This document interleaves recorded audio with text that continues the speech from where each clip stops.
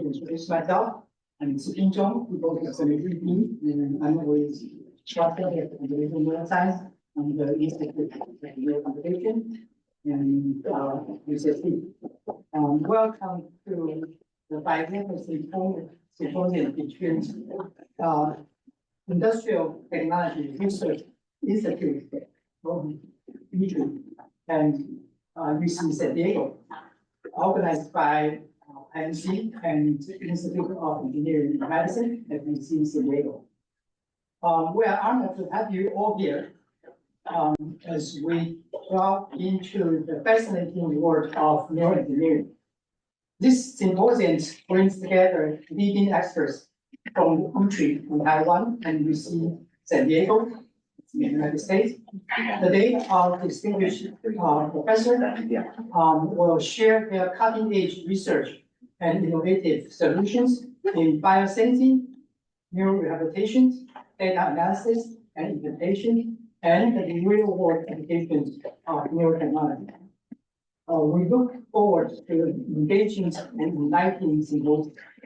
Before our first speech, I think introduce Waga, Senior Directors of the National Innovation Outreach Office of Research and Innovations of UCSD. Thank you.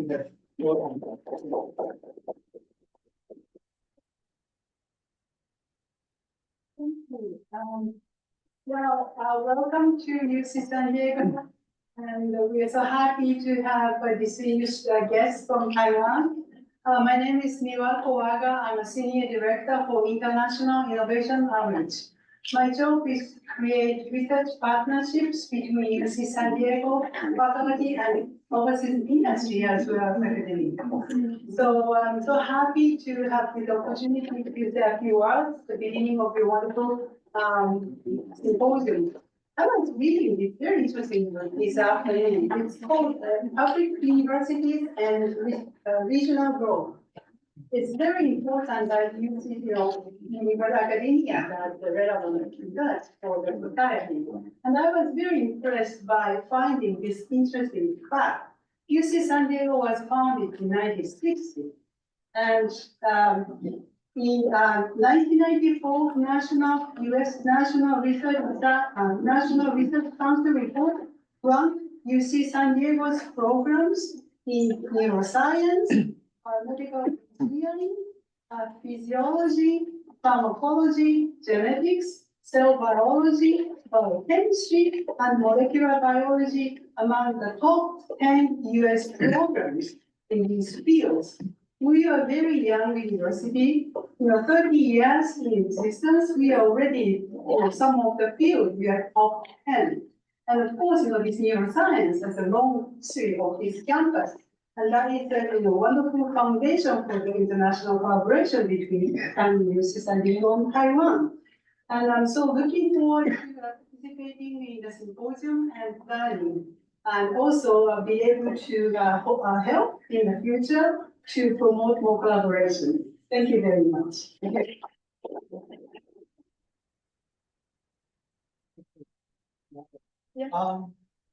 So first of all, we have a very exciting event over the past few months. ITRI, particularly Service System Technology Center and IMC, and led by Professor Gert Cauwenberghs, and have engaged in discussions to sign MOU between SSTC and IMC. So today we're going to sign the intent of this MOU because we know this MOU needs to go to OCGA of UCSD and also legal department of ITRI. So this is just the intent. Please. And also welcome Professor Cheng on behalf of who represent ITRI, who is the Director of Division Smart Healthcare, to sign the unfunded UCA unfunded collaborative agreement. So please welcome.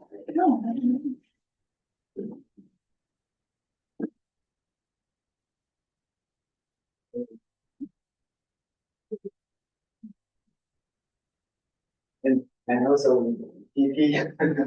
you Oh, right, Simon. The point of contact. Everybody can look at my camera during the situation. Thank you. And welcome with the point. Thank you. Alright, you want to take a picture for? Yes, yes, later, yeah.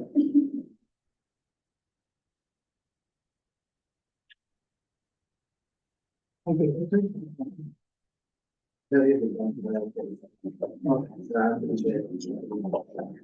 yes. Okay.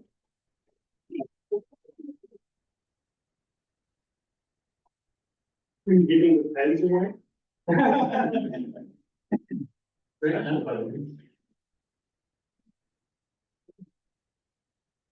What does they think as our president of the country? It's really looking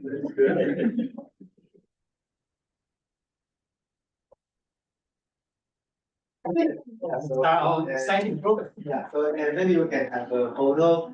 Actually, we prepared this. Oh, wow. As cover. And also the content. Okay, everybody can say that. So we need you as the photo side. Yeah. Yeah.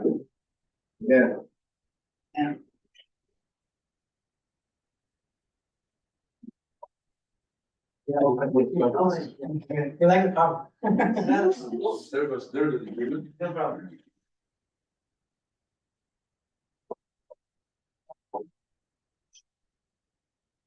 I think we can take one open it and one out. Okay. Okay.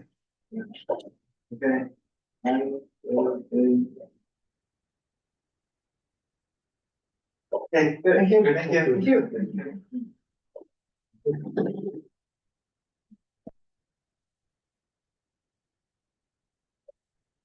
Thank you.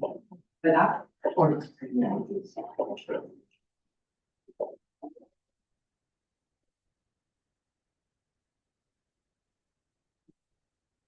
so prior purpose, preparing this setup, we have to be talking Is on Zoom? okay, Zoom. 858, 822. Yeah, no. Oh, okay. Yeah, well, first of all, this is really an honor to introduce our first speaker, Professor Gert. He is, holding the positions in bioengineering and electrical engineering at UCSD, and he is also co-director of our Institute of Rehabilitation. He is widely recognized for his pioneering contributions to neurostudies in systems, particularly in the design of energy efficient, massively parallel microchips that emulate brain-like computation. Gert earned his PhD from Caltech, and prior to joining UCSD, he held positions at Johns Hopkins University and MIT. His research has had a profound impact on the development of brain-machine interfaces and and biomedical devices, bridging the gap between neuroscience and engineering. His outstanding contributions has earned him numerous honors, including being a fellow of ITRI and American Institute for Medical and Biological Engineering, as well as receiving the Presidential Early Career Award for scientists and engineers. And we are really honored to have him with us today to share his insights and latest research. Please join me. Welcome. Let's say.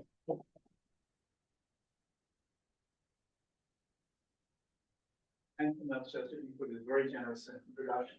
And it's, of course, been my honor to be here at INC and be able to see all the great developments over the years. And among the many great things that we've been doing here at the Institute, I've been research. In fact, by the way, we can go over the history of INC. It goes back all the way to the founding of the University. In the 1960s, we had the Institute of Cognitive first institute of cognitive science. In fact, the name cognitive science was created here in the university. And this institute is a direct descendant of this Institute of Cognitive Science. When you have the PDP system, where there's no script course, Jeff Bentham, they're all here. And much of the developments in deep learning that we know today actually originated here on campus. And so we're very proud to have this lineage, that this institute actually a direct descent from that. And over the last 20 years, it's been amazing to see what great things have been done here. And one of the great things I've seen is this wonderful interactions, right? Facilitated through Cheng, right, with Taiwan, right? So with the different institutions in Taiwan. And ITRI, so they've been quite wonderful. Because this is important, we want to have this partnership. That's it's very important to have these partnerships internationally, because that's how we shine. We can by in partnership with the other universities and abroad. So I can go on for a long time saying how great things are here on the institute and all the interaction that we have. This is just an example of our work that was started here. Taking brain-computer interfaces a step further in its unobtrusiveness and its reach for clinical applications. Right, we have heard about BCI for many years and has been started out as a great tool for helping say the paralyzed. Right? But there have been great many applications in the past of BCIs that were developed here at INC and also in collaboration with Taiwan. Right, and this and so this line of work continues that tradition of unobtrusive EEG-based brain-computer interfaces that can make an impact in the way we live and how we can get around our health. And so, so with that, let me. I don't have to explain how important in-ear devices are today. In fact, going around the room, you see several of you wear those ear pods. And so whether you're a teenager or you're elderly, one way or another, you have something in the ear. Right? Either it's going to be this ear pod that keeps you connected to music, or it's the hearing aid that keeps you connected to the auditory world because hearing is old. And so it's very prevalent. And so rather than having that device that is great for that auditory connection, you can have more there too, because after all, the ear is a great place also for many biosignals that have to do with much more than hearing, that have to do with our health, our body, and brain health. Brain is nearby, body is also prevalent everywhere. And so it makes perfect sense to couple all that and being able to observe and even modulate, right, brain body activity while being in the ear. Here are a few examples of those prevalent signals that you can observe, right, in the ear. And we say in the ear we have the devices that we put in the ear, make contact, the ear canal, and the skin. The ear canal is definitely a great arbor for all the E star G signals, all the electrical signals, because volume conduction, right, across the body, anywhere, causes us to be able to observe almost anywhere in the body, on the surface of the body, signals that have to do with elsewhere in the body, right? So you can indeed observe brain signals, electroencephalogram. EOG stands for the electrooculogram, basically eye movement, basically the rotation of the eyeball can be sensed to, basically you can do eye tracking, gaze tracking. Of course, blinks artifacts when eyes closed. There's also big visual artifacts you get. EMG, electromyograms, so you observe all kinds of muscles in the head, neck, right, that you can observe too. ECG, you can even observe the electrocardiogram signal, even though it's in the torso. The volume conduction will still reach to some smaller degree by the ear, and you can observe there.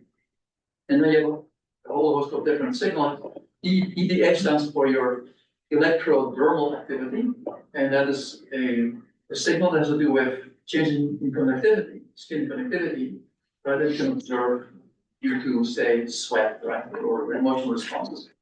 And then you have all these different double-light signal they can observe with electrochemical sensors. So most of those here are electrically observable, and a few of them are also observable. By adding biosensors, right, electrochemical sensors, you can get even more signals you can observe in the ear. And we all know that when you're stressed out, or at least I know, that our cerebrum, the earwax, will build up, right? And so definitely a great correlation between health, metabolic health, and also this happening in the ears. So we have a world expert here, so they're going to tell us more about how important the ear is and what way these things we can talk about. So clearly, this is a great opportunity for doing a lot of monitoring of activity and state, but also I'll get to that, being able to go even further and even modulate brain and other activity by harnessing that connection, measuring signals as well as activating. I'll get to that in a minute. But so here's some examples of signals that we observe. And here's an earlier prototype, right? We have this looks almost like hearing aid, and it's very similar. In fact, we use the same principle of making an ear hole impression and then building those snug ear fit devices. And there we have our electrodes mounted on the surface, along with that means for measuring them, wiring them. And so indeed, we play sound. In this case, with auditory ERP with integrated potentials, we observe the effect of, say, clicks, right, on the signal you observe, right, and you're likely to detect those right, in the ear canal.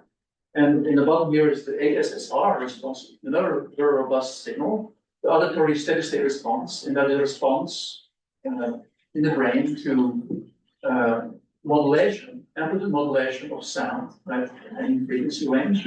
And so that at the modulation frequency, you observe, for instance, here at 40 hertz modulation of this auditory signal, right? You can observe a 40 hertz signal in the EEG, right? And the same is almost any modulation frequency we get here. Right, so and that's another very robust signal. They're very similar to related signals that you observe, say, vision, right? We also have the visually evoked responses, right? And you also have the visually, right? I mean, there's very similar responses, right, that you observe between the visual system and the auditory system. So here we're just watching the auditory system. And then I mentioned already the electrodermal activity, or EDA. You can observe the changes in your connectivity after a finger prick, right? So you get this response, you can observe sweat changes. And yes, there's sweat glands in the ear. So those are signals you can observe, and then you have wonderful opportunities to close the loop because you can place sound that correlates with the things you observe. So that's a set.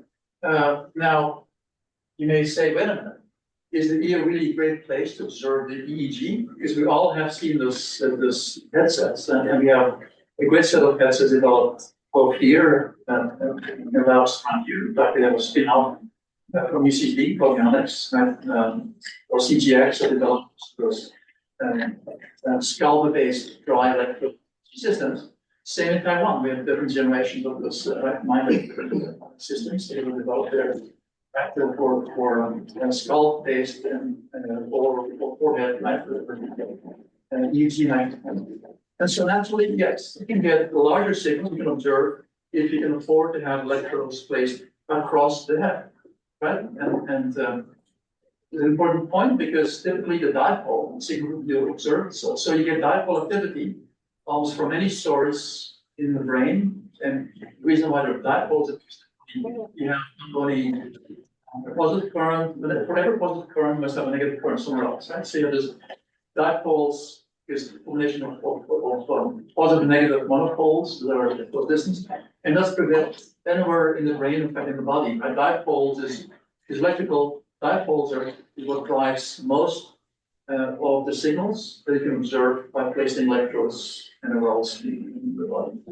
Right. The dipoles will give you this characteristic 1 over r squared dependence with distance, and also you have this dot product here, so there's indeed a component that is right. If you're observing the signal perpendicular to the dipole, you get nothing. And when you're aligned with the dipole, you get maximum, and if you anti-align with the dipole, you get the opposite, right? So you get, was there a question actually over Zoom? I'm not sure. And please feel free to interrupt any time for questions, whether you over Zoom or in the room. I'm more than happy to answer questions. Just a shout out over Zoom.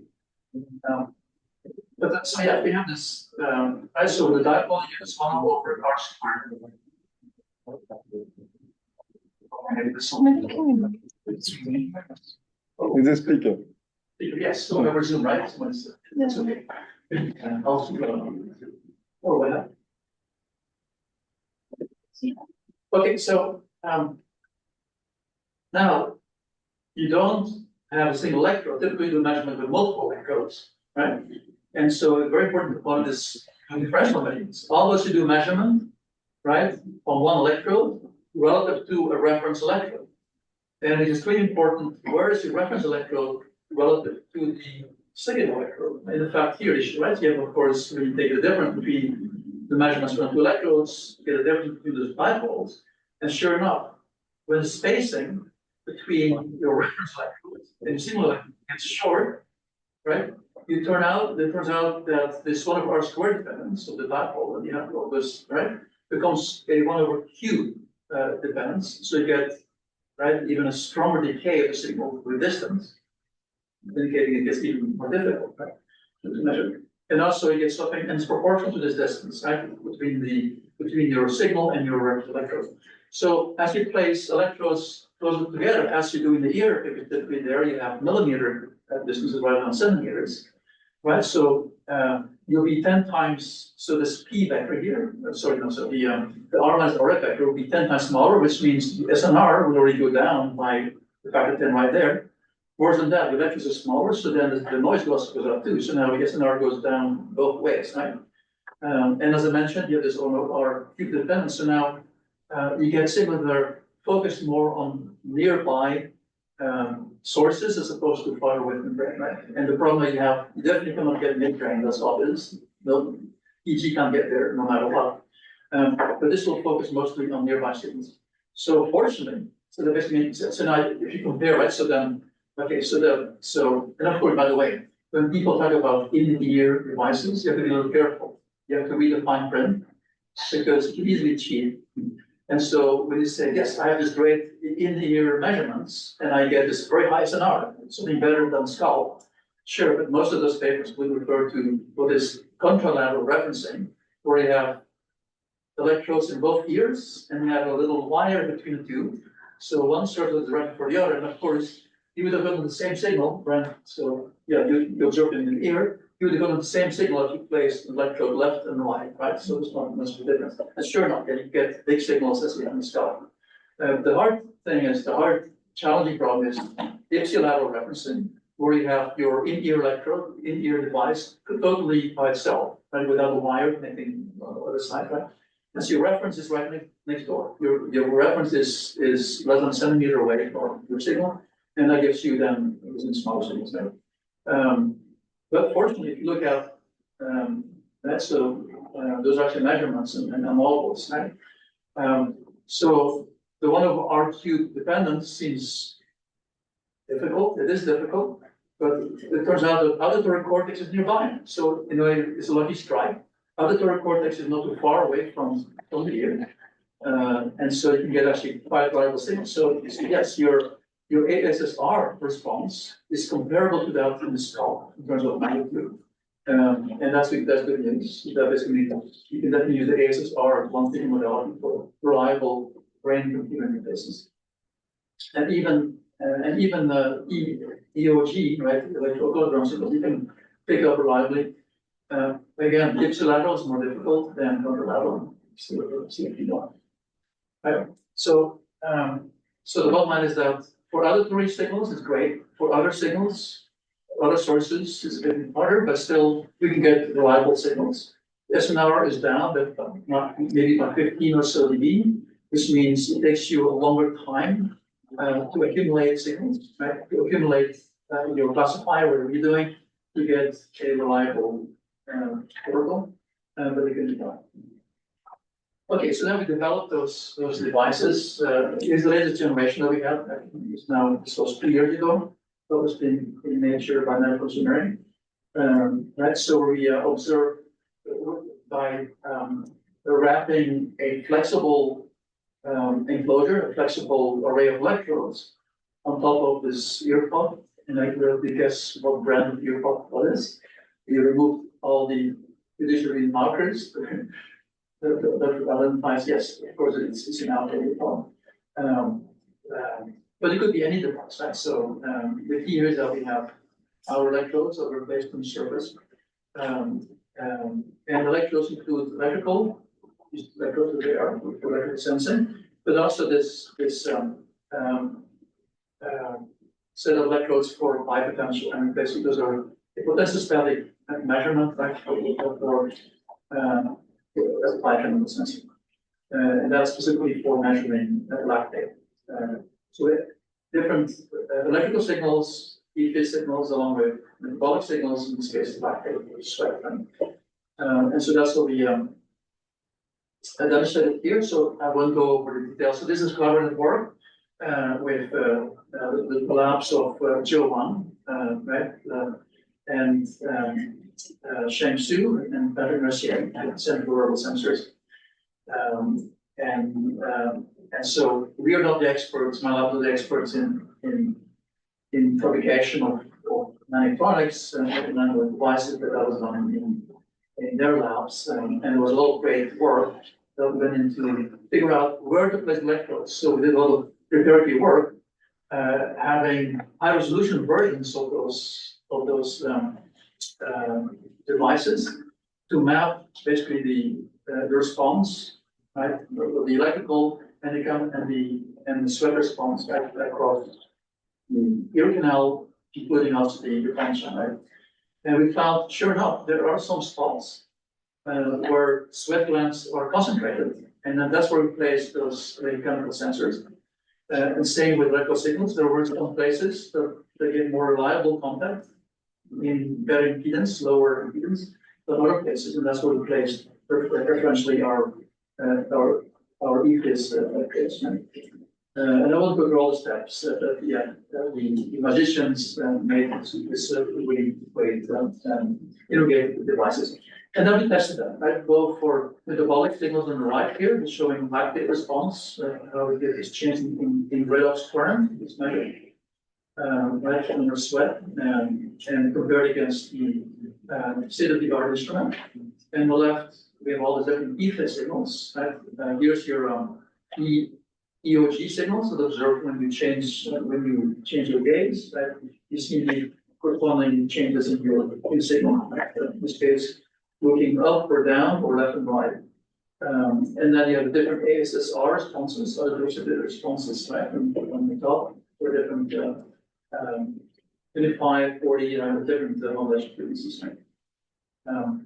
And here is what it looks like in an actual experimental setting where we had a subject doing on a treadmill, doing bicycle treadmill, like basically cycling, getting a lot of strenuous exercise for 20 minutes. Sure enough, sweating after a while, and observe different onsets of sweat. And so, think on the right, there'll be a new, so in the event-related current, if you want, this is a sweat-related. So when adults with sweat, you saw the lowering the current that responds to a rise in the lactate that is measured. So we get reliable measurements of the metabolic activity along with Ming-Chieh. So you see the spectra here of the mostly alpha activity. So the alpha band, right, pre-exercise, resting state activity, and then showing modulation during exercise, you get a rise of the whole spectrum, and then you get the relaxation afterwards, where it returns back to rest. And you see the different changing in alpha activity, as well as the different time points before exercise, and then immediately after, and after relaxation, just when we set it with them. So the bottom line is that we're able to observe this co-current metabolic and electrophysiological activity right? Unobtrusive, something that you can just wear, it's wearable, it didn't bother, I guess, the subject in this life. And this allows, just open the door not only for monitoring for exercise, but also for all kind of different diseases. In fact, there are different biomarkers, so it's Parkinson, that we can actually get out into play. And by the way, all the measurements are done with very little crosstalk. In fact, we didn't observe any crosstalk between the lactate signal, the redox signals that we measure, and the electrode signal, the EEG, the E star G electrode signals. We validated that. So now, the exciting thing is closing the loop and be able to not only observe all the different physiological and metabolic signals, but also actuate the brain or the body. We're focusing mostly on the brain. And the most typical scenario is electrical. You can do vagus nerve stimulation, and actually it's not too bad. You have a vagus nerve not too far away from here, so you can imagine to inject a current there and still be able to stimulate, say, right? To this transdermal electrical activation, say, vagus nerve, and that can be done. Another modality is vibrotactile. In principle, you can also have mechanical activation, whether it's ultrasonic or different range. I can activate. That's another way of activating things in the brain. Now, our favorite one is actually acoustic, and this seems to be obvious, right? So that you can get into the brain by playing sound. In fact, the fact that we wake up in the morning with an alarm, right, going off, that shows that even during sleep, right, you can alert the brain, and the brain is active and observing auditory input at all times. And it goes everywhere, right? Because the auditory signal, sure, it goes to auditory cortex, but it goes to the midbrain and then there projects to almost everywhere in the cortex. You can observe signals correlated with acoustic activation that is almost anywhere in the brain. So that allows us to close the loop here and doing active remediation of neurological disorders by hijacking, if you want, the auditory response that you can observe. And so this is the framework here of closing the loop, right? So we have very tight loops in our body between brain and body, because our brain is embodied, right? And the hearable device itself can have this direct coupling too, because we can sense brain activity and we can stimulate, right? We can sense brain and body activity and we stimulate brain and also body activity. That's when we close the loop, even beyond the loop that is between brain and body, directly at the hearable, right? And so this is the work we're doing now. So the exciting thing here is that there's different modalities for doing so. The reason why we're so excited about doing this for auditory activation, and by the way, it has been done. There has been sound activation. Say during sleep, you can drive the brain in deeper sleep by observing, say, your delta activity, and then just synchronously activate sound that correlates, right, with the timing of the activation, clicks, whatever, right, correlates, right, with the timing of the onsets, right, of your delta waves, and that will drive. It's a bit of the analogy, right, when if you want to help a child swing, right? It doesn't take that much effort, 1 mile, you just give a little gentle push at the right time. It's critical. If you do it at the wrong time, of course, it won't work. But if you just at the time when the child passes by, you give a little gentle nod, right? The synchronous with what you observe as this wave activity, then you can have a swing for in larger action. Right? So the same thing can be done here. So this is for driving the brain in deeper sleep, increasing your delta wave activity, right? By just timing the sound according to what you observe, right, in the EEG response, right? And so, so sound is, why is the sound so great? Because you have this cross coupling. What is sound? Sound is there's pressure, right? Pressure waves that are in the range of a few hundred hertz all the way down to tens of kilohertz. There's definitely outside of the range of EEG, which is in the lower, anything below 100 hertz, right? So you have orthogonal spectra, and that's actually a great opportunity because you can do efficient modulation, right? Where you have a carrier that is the actual sound, you can hear it, that's basically the music, whatever you can hear.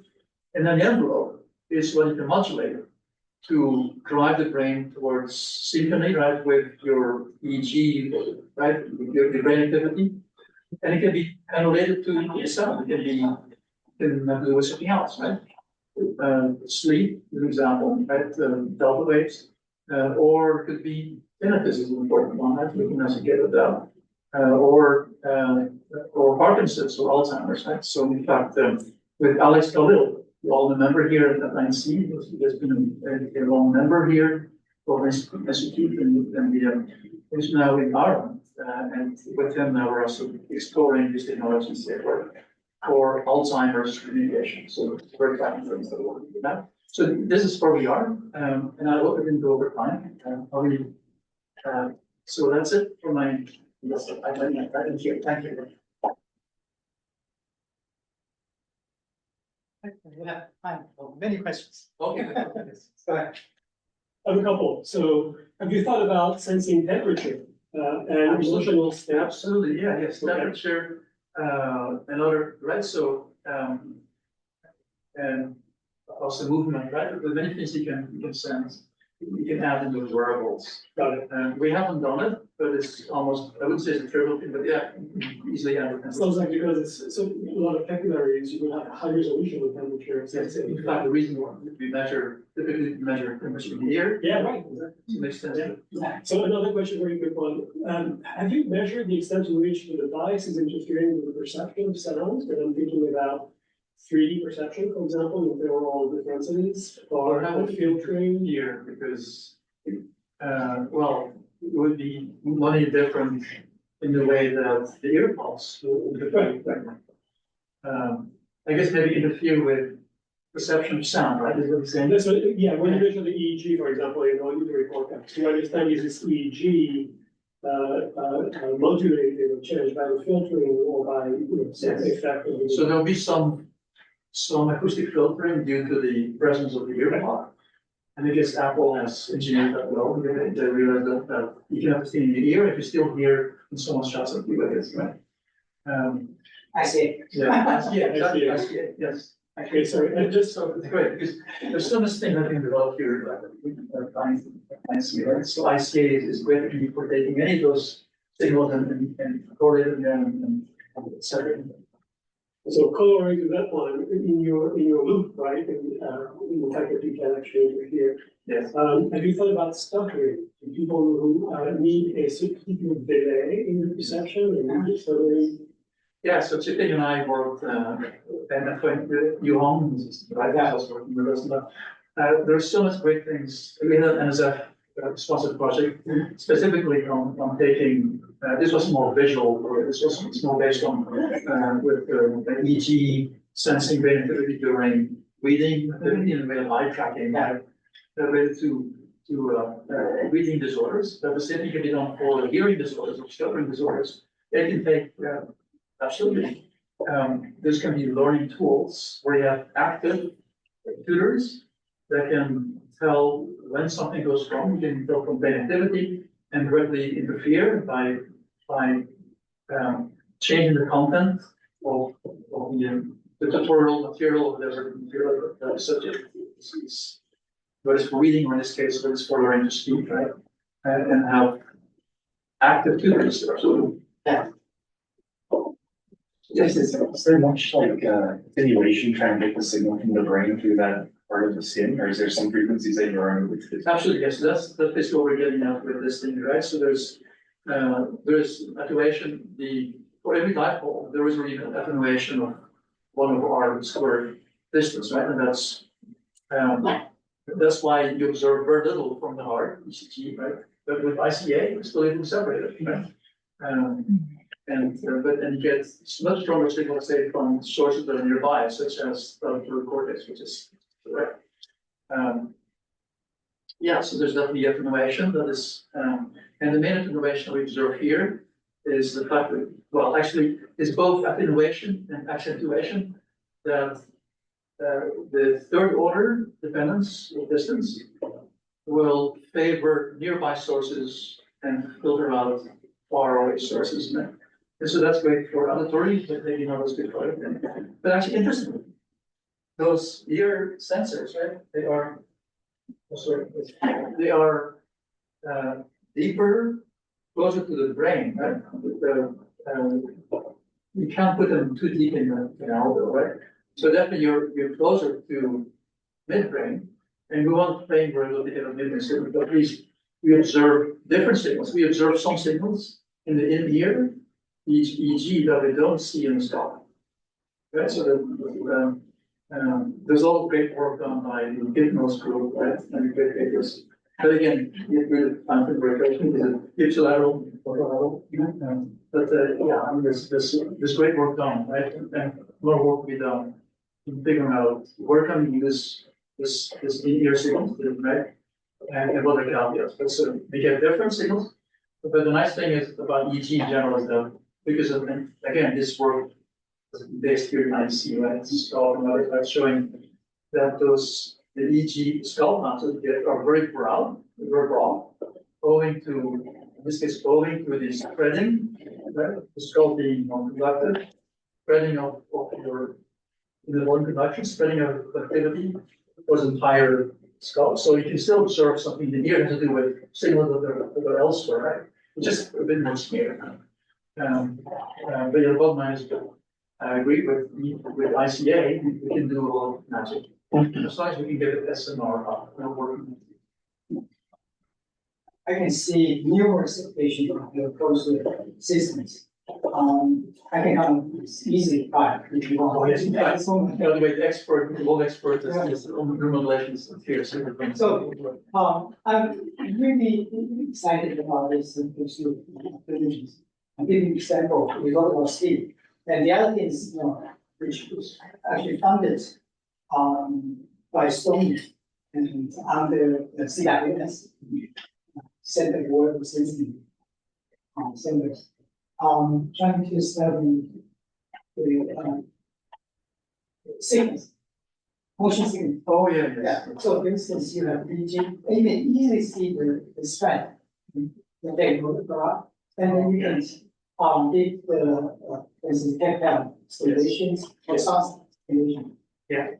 So our EEG study showed a very EEG correlates Yes. of sensing. Yes. And so up to maybe 40% of people who are in this field actually suffer from sensing. So you can do that. And sleep is a no-brainer. You can, if you go to YouTube, you will find thousands of different sort of audio stimulations trying to induce deep sleep signal. So with EEG doing the detecting deep sleep, and things. I think the different types of process stimulation. And the other thing that you've been pioneering is alertness is actually behind the steering wheel. It will help you too, right? So you can have an active system that will keep you, if you turn the knob, if you turn the control strategy 180 degrees, right? Then rather than stimulating deep sleep, you're avoiding that slumber, steering wheel and keep that would be virtual caffeine. Whereas the other one is virtual low light. Any other question?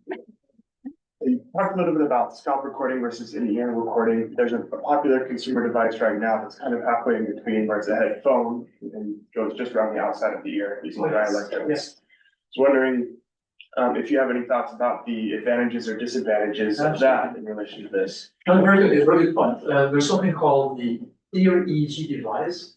It's not in ear, but it's actually it's a C ring. It's a C grid. It's basically it's around. And be careful, move the ear out of the way. But yeah, this happens around the ear, mastoid and right around. It's a good body structure, but there's an opportunity there for dry component or gel-based, right? With sticky electrodes. Those are the sticky electrodes, the same sticky electrode that you put in your chest for making sticky. And you have a ring of those, so a half ring. And yeah, of course, you can get some nice signals from that, but they're different from the in-ear devices. With grade 2, which you prefer to something that you put in your ear, like an ear pod, or have the sticky stuff in your ear. But you can absolutely. And the signals are reliable, yes, because they're gel based. So go ahead and look at it. Yeah. Questions?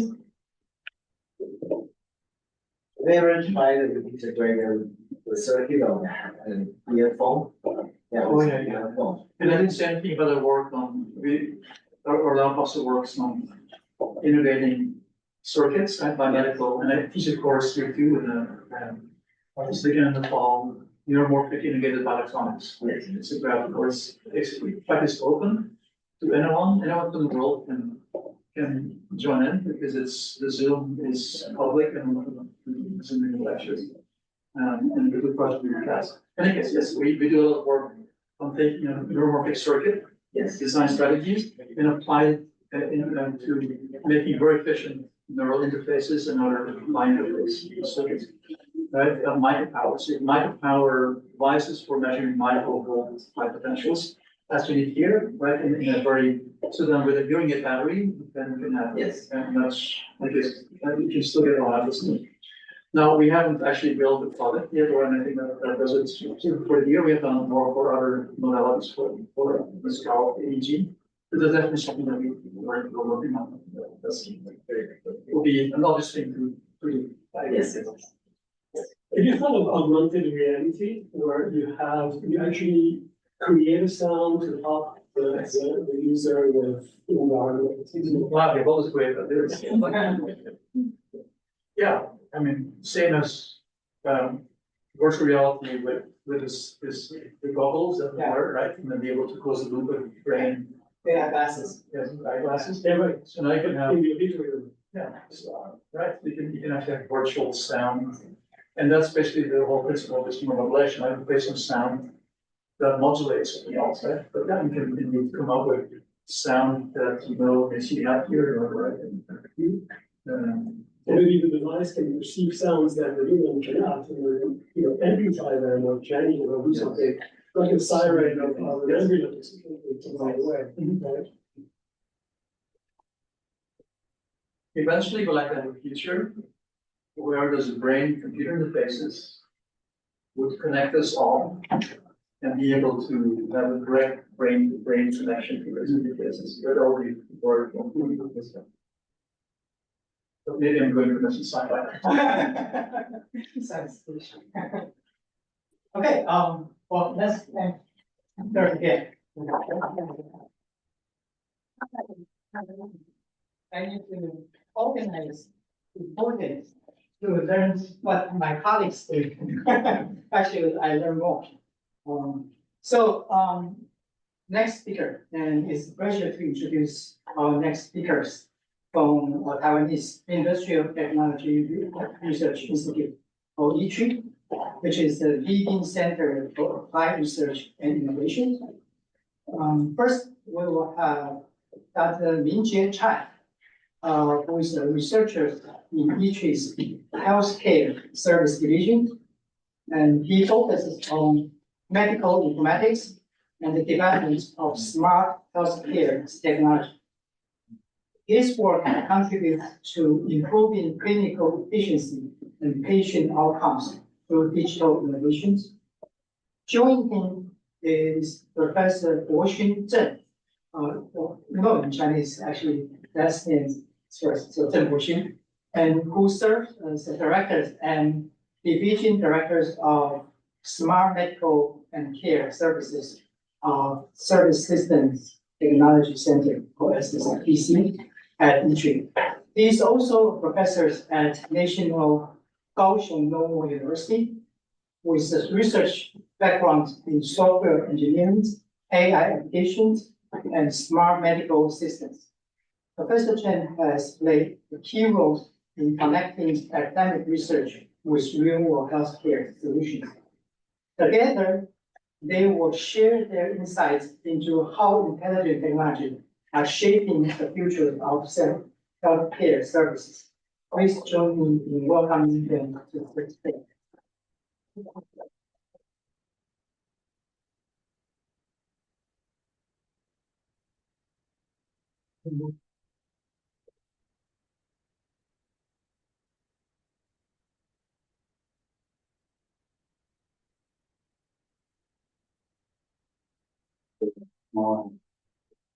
Ladies and gentlemen, and then all of you here, and I will translate SSTD try to give you a very, very brief overview about our centers.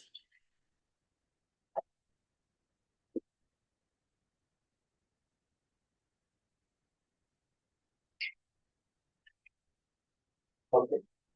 Thank you, myself. Okay.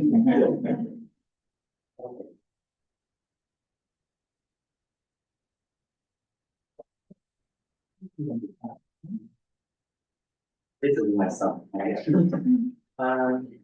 try to a very brief introduction for my centers. My center is SSPC here. You can recognize that.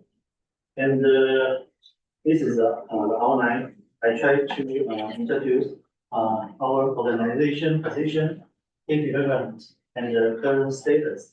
And we have three divisions. I presented the smart healthcare, and we have the other two divisions.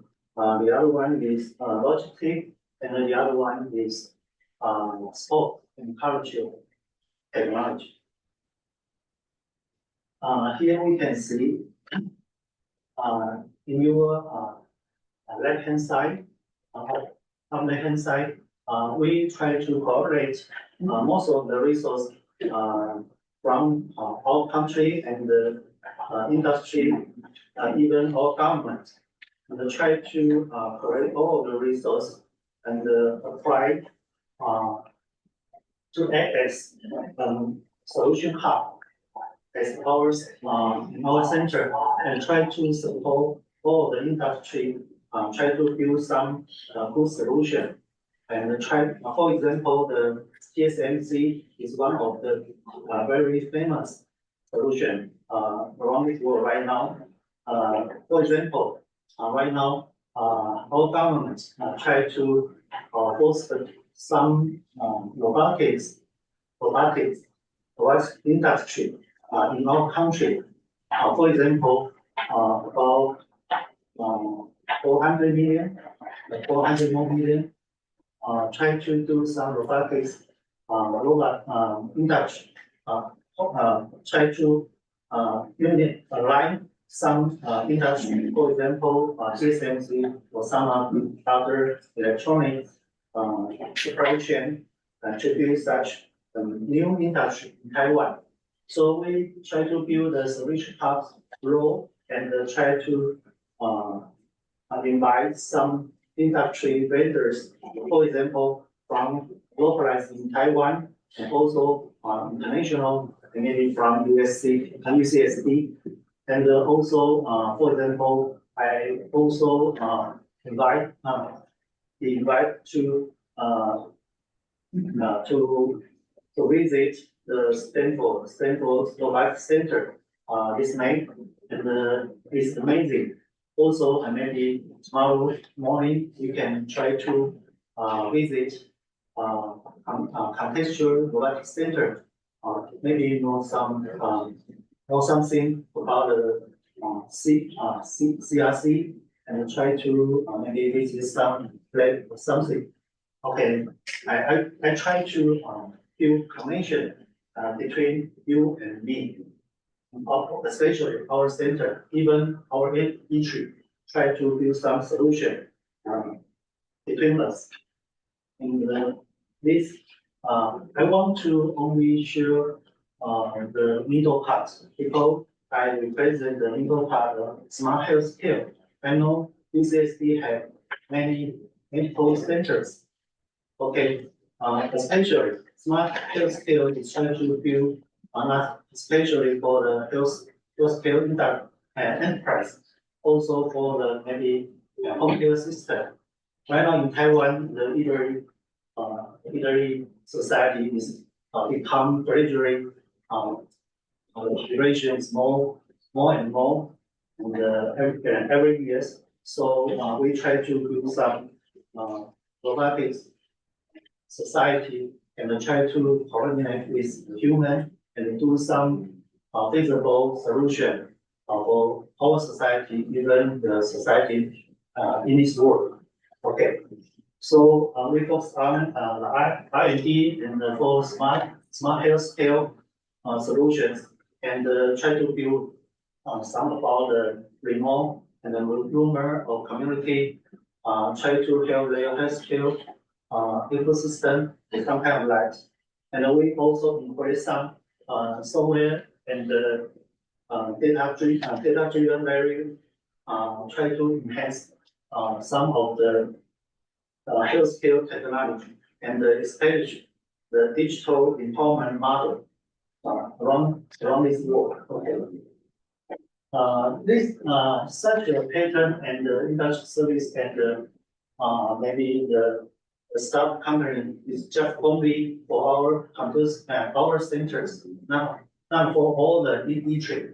We just a small part in the ITRI.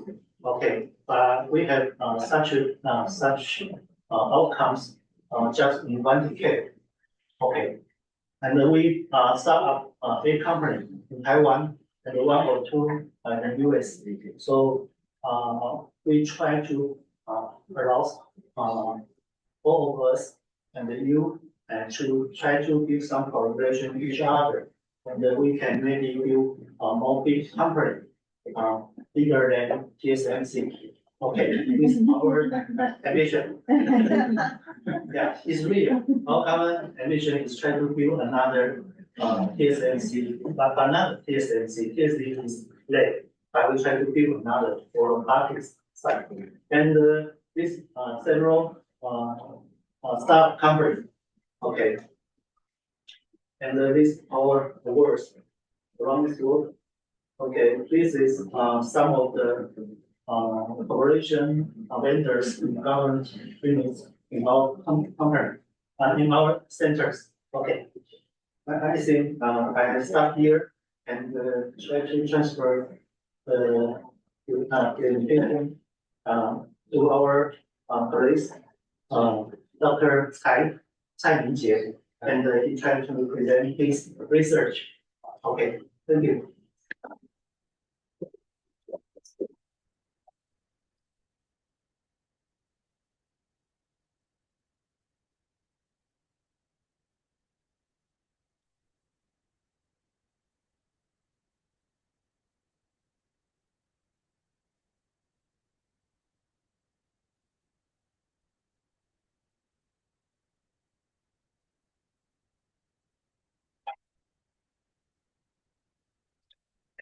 Ladies and gentlemen, it's my honor to be here to share the topic.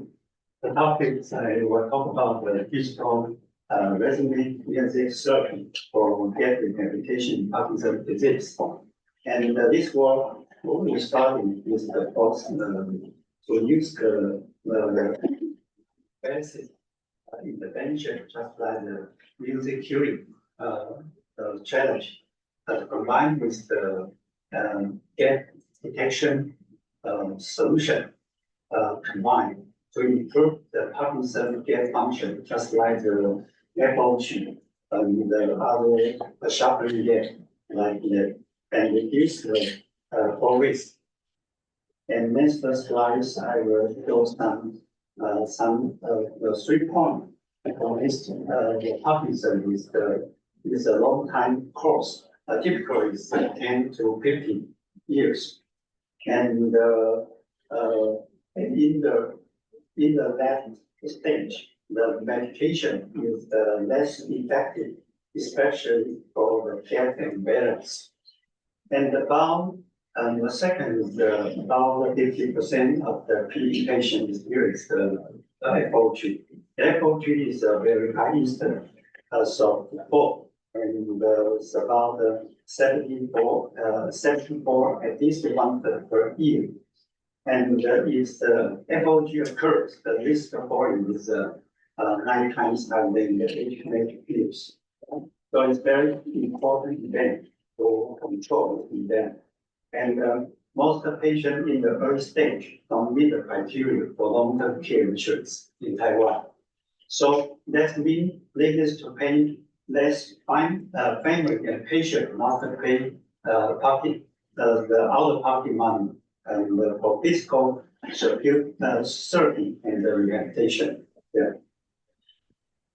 And for some they had a 3 immersion solution in the product. The first one is a visual stimulation, just like using the laser line or the floor marking to regulate the patient step by step to stable the gait. And this kind for example, the pathfinder. The pathfinder is provide a laser projection system in shoe. But for patient, they have to look down the floor. So it must increase some risk of falling. And the other solution is just like the measuring provides IMU sensor to detect the care feature and combine the music envelope. So, and the third kinds of the solution is just like the haptic test or haptic or vibration to temper timing to increase to reduce the some list of information. And the mechanism of the race training improves the gait in Parkinson disease is using the resonant auditory stimulation to activate motor related brain circuit and improve gait rhythm and the stability. The neuro is a logical mechanism that improves activate so the CVT circuit is partially compensate for this function in the VGT cortex loop. So these gap synchronize get rings and timing and improve irregular and unstable gait pattern. So our solution is combine the magnetic tuning. The system combines the AI-based detection of the gait feature, just like the busy stopping gait event, and synchronize the movement training with the resonant auditory cue, and ensures the development is averages the for risk reduction about 10%. And this, I will re-show the demo this system how to work. And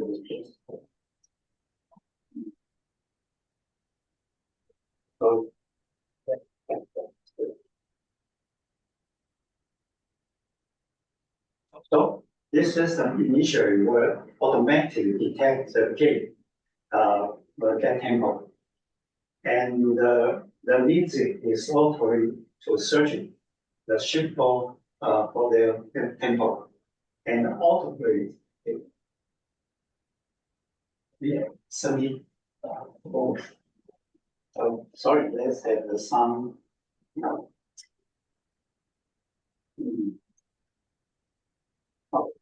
So we use the tempo to meet the communicate the tempo. So we must sequence. And finally, the system will show the raw data and the heat map of the gait and the center of the pressure. And we also can to measure the stabilization level, just like the baseline index to evaluate the stabilization level of features.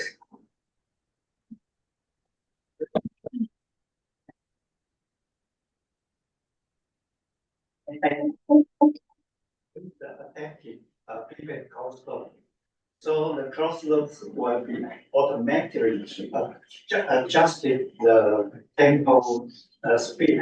And the main goal is how to maintain the base lock index higher than 80% and avoid drop below to 70% sharp. So we hope the intervention process is controlled the Parkinson. Yeah.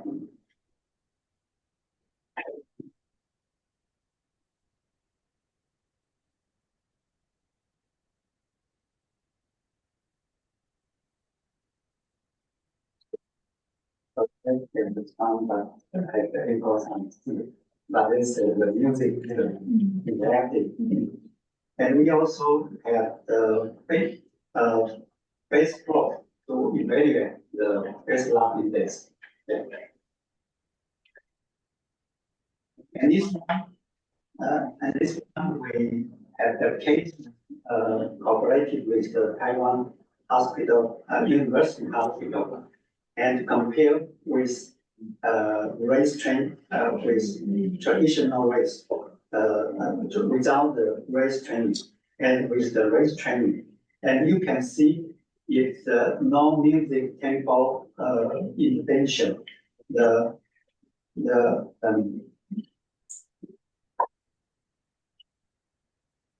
patient get asymmetric to work is more unsymmetric, and the reality index is about 80%. But if with race training, we can see the gait can be improved, and the gait stability index is the variety index is below, below to 4%, and the cadence stabilization rate is about 90%. And so the race training can be combined different ways of multimodal training. So this we cooperated with the physicists, and let's design the many different kind of exercise training, just like this show. So and this kind.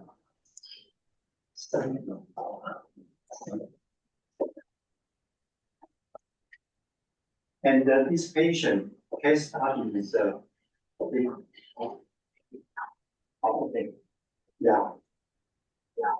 patient.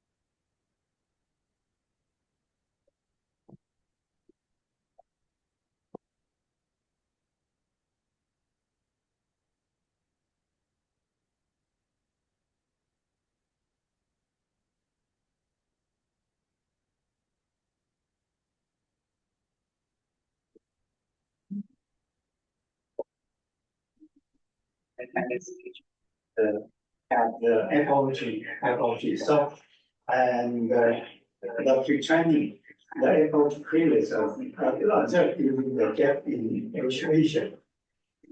And the mid-training, you can find the FOG still present, but the shorter duration. And finally, the after training, the FOG disappears. And the child length is also increased. So the total, the standard PMG test improved by 12%, and the always reduced.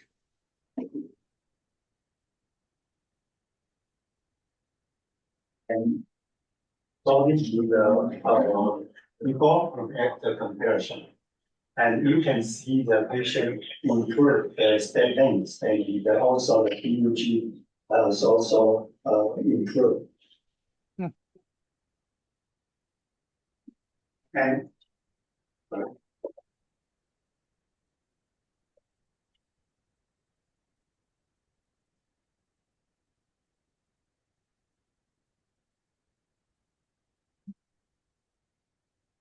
okay.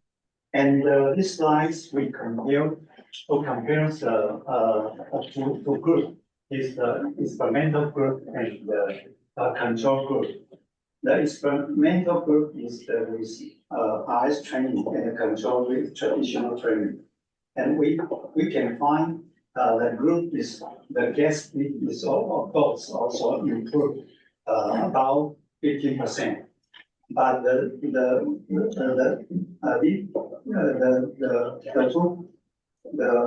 two group, the significant difference between the two groups lies in how gas speed was improved. We can see the experimental group improves by increasing step length, but the control group relies on increased cadence, especially during dual test condition.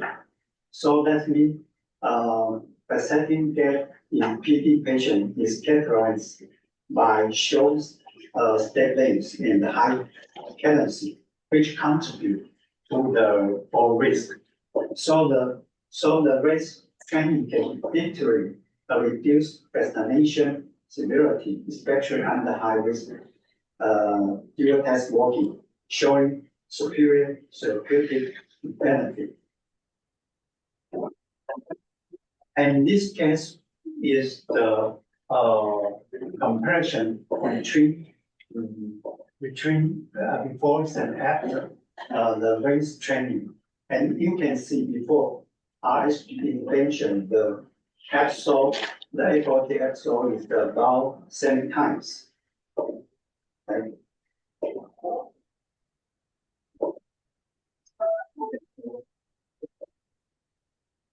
And the patient initiation or the turning is not very smoothly, very difficult to turning is a problem for PD patient.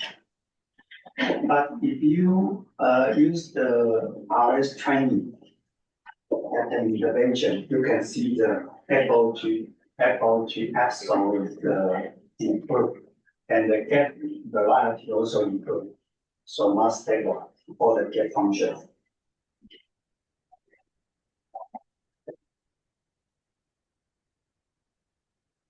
Okay, this is this slide shows we cooperated with the China Medical University in Taiwan hospital. And the conclusion with the race for PD is the effort to significantly improve turning and gap initiation. And 80% shows improved function performance with an average gait variety improvement of 70%, and average absorb duration also improved. And this system, we try to use the eye system to move to the equipment, just like the stepping exercise machine. Yeah, and you can see the 2 slides.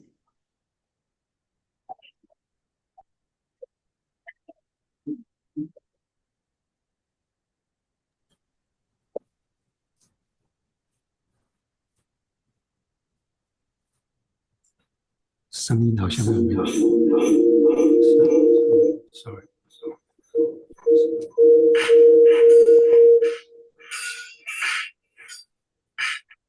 Okay. So,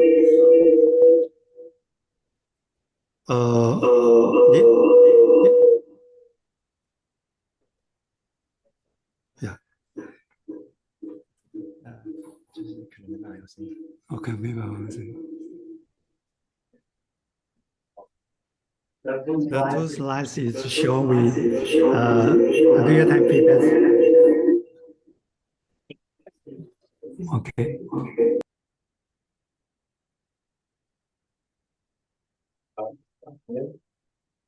It shows trigger different Yeah, I will mute this one.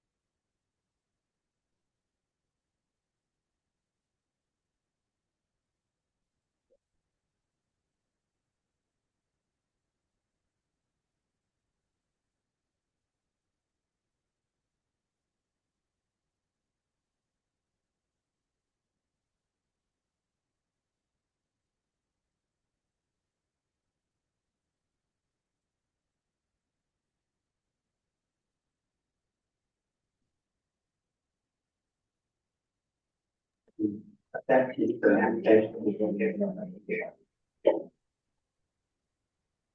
And this training try to combine two elements and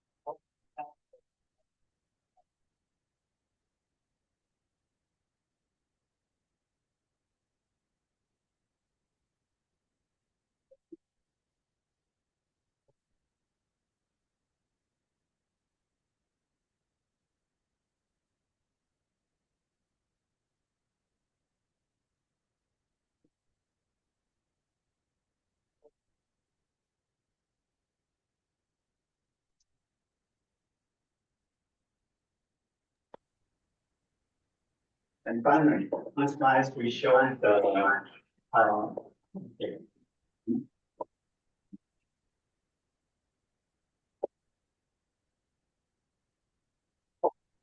This is the final slide, and we also cooperated with the Guangdong Hospital in Taiwan, and in this technology, we try to implement for offering we have a significant rate function gain is 40% average improvement in the manual BBT test, and also about 30% average improvement in the motor function. Yeah, thank you for your attention.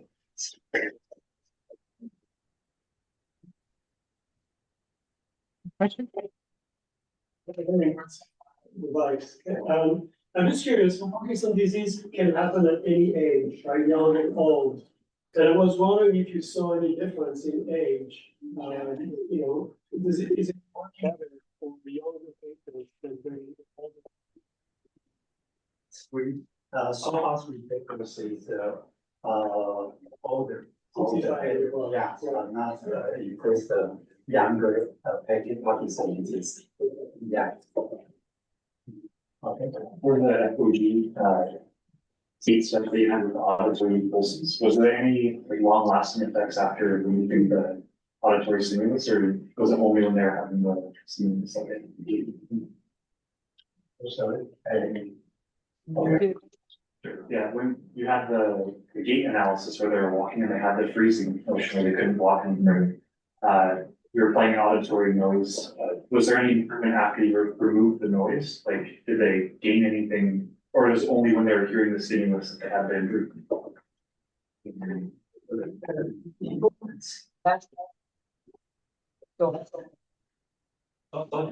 The rest, the outcome back, and about 1 month is the peak.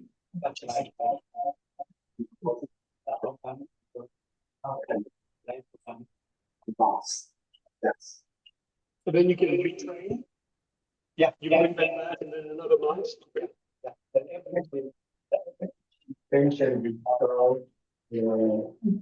if we two times a week, just about 12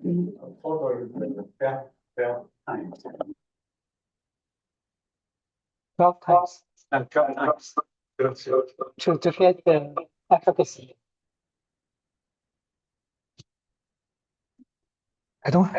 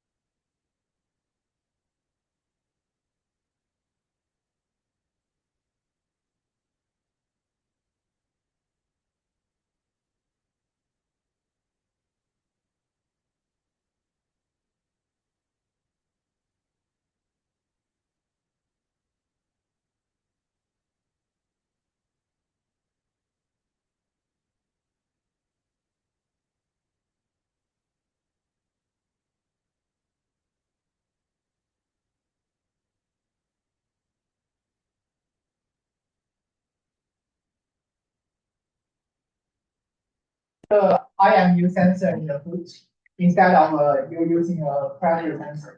Yeah. So I'm wondering how you use this pressure sensor to analyze the gait variability. All the time. In which dimensions? Like, Yeah. do you use this kind of data to analyze the foot asymmetry or the foot stride length difference? So far, we not to capture the statements, not just the time space, just the cadence and the peak, step peak. Oh. Yeah. The time, because the time step length, maybe combine the IMU sensor to take maybe work. Yeah. Oh. And another question is, do these different patients with different severity of disease, like PWP is most severe, and do they show different kind of patterns in the gait variability with different disease of patients? And I think the difference is different kinds of music. But the most important thing is the tempo speed must fit in their nature frequency. Yeah, it's the most important. Yeah. Oh, yeah. I think we have a lot of questions, and so we can continue the Q&A session during the break. Okay, great. Please enjoy the refreshment from Taiwan Therapy and with the local coffee. Yeah, and before that, and ITRI wants to present gift to our speaker. So the Taiwan coffee. Yeah, direct. Thank you.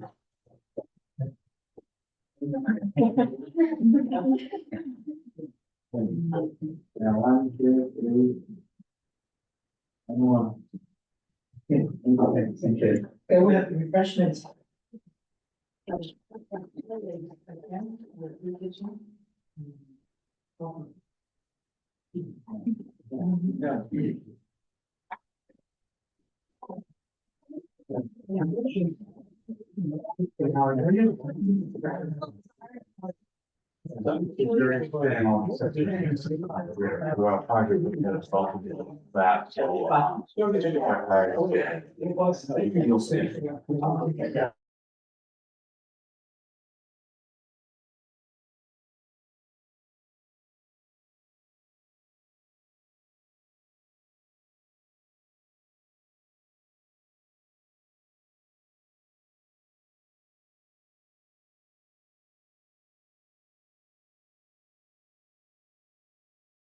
Can you see my presentation on your Zoom? Yeah. I'm going to switch. Oh, okay, that's use and extend this. Okay. Let me try again. Yeah, let's go full screen. It's not very Okay. myself.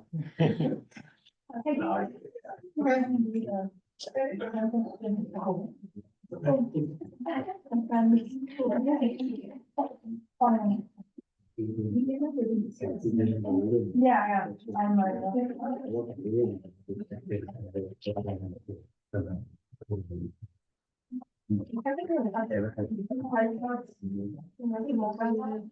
I'm so we're doing more critical more other things. And I see we're kind of end up to that age. I think we should don't talk about it. I have a BCI that one like they go over to me. Okay, let's get started. Welcome back.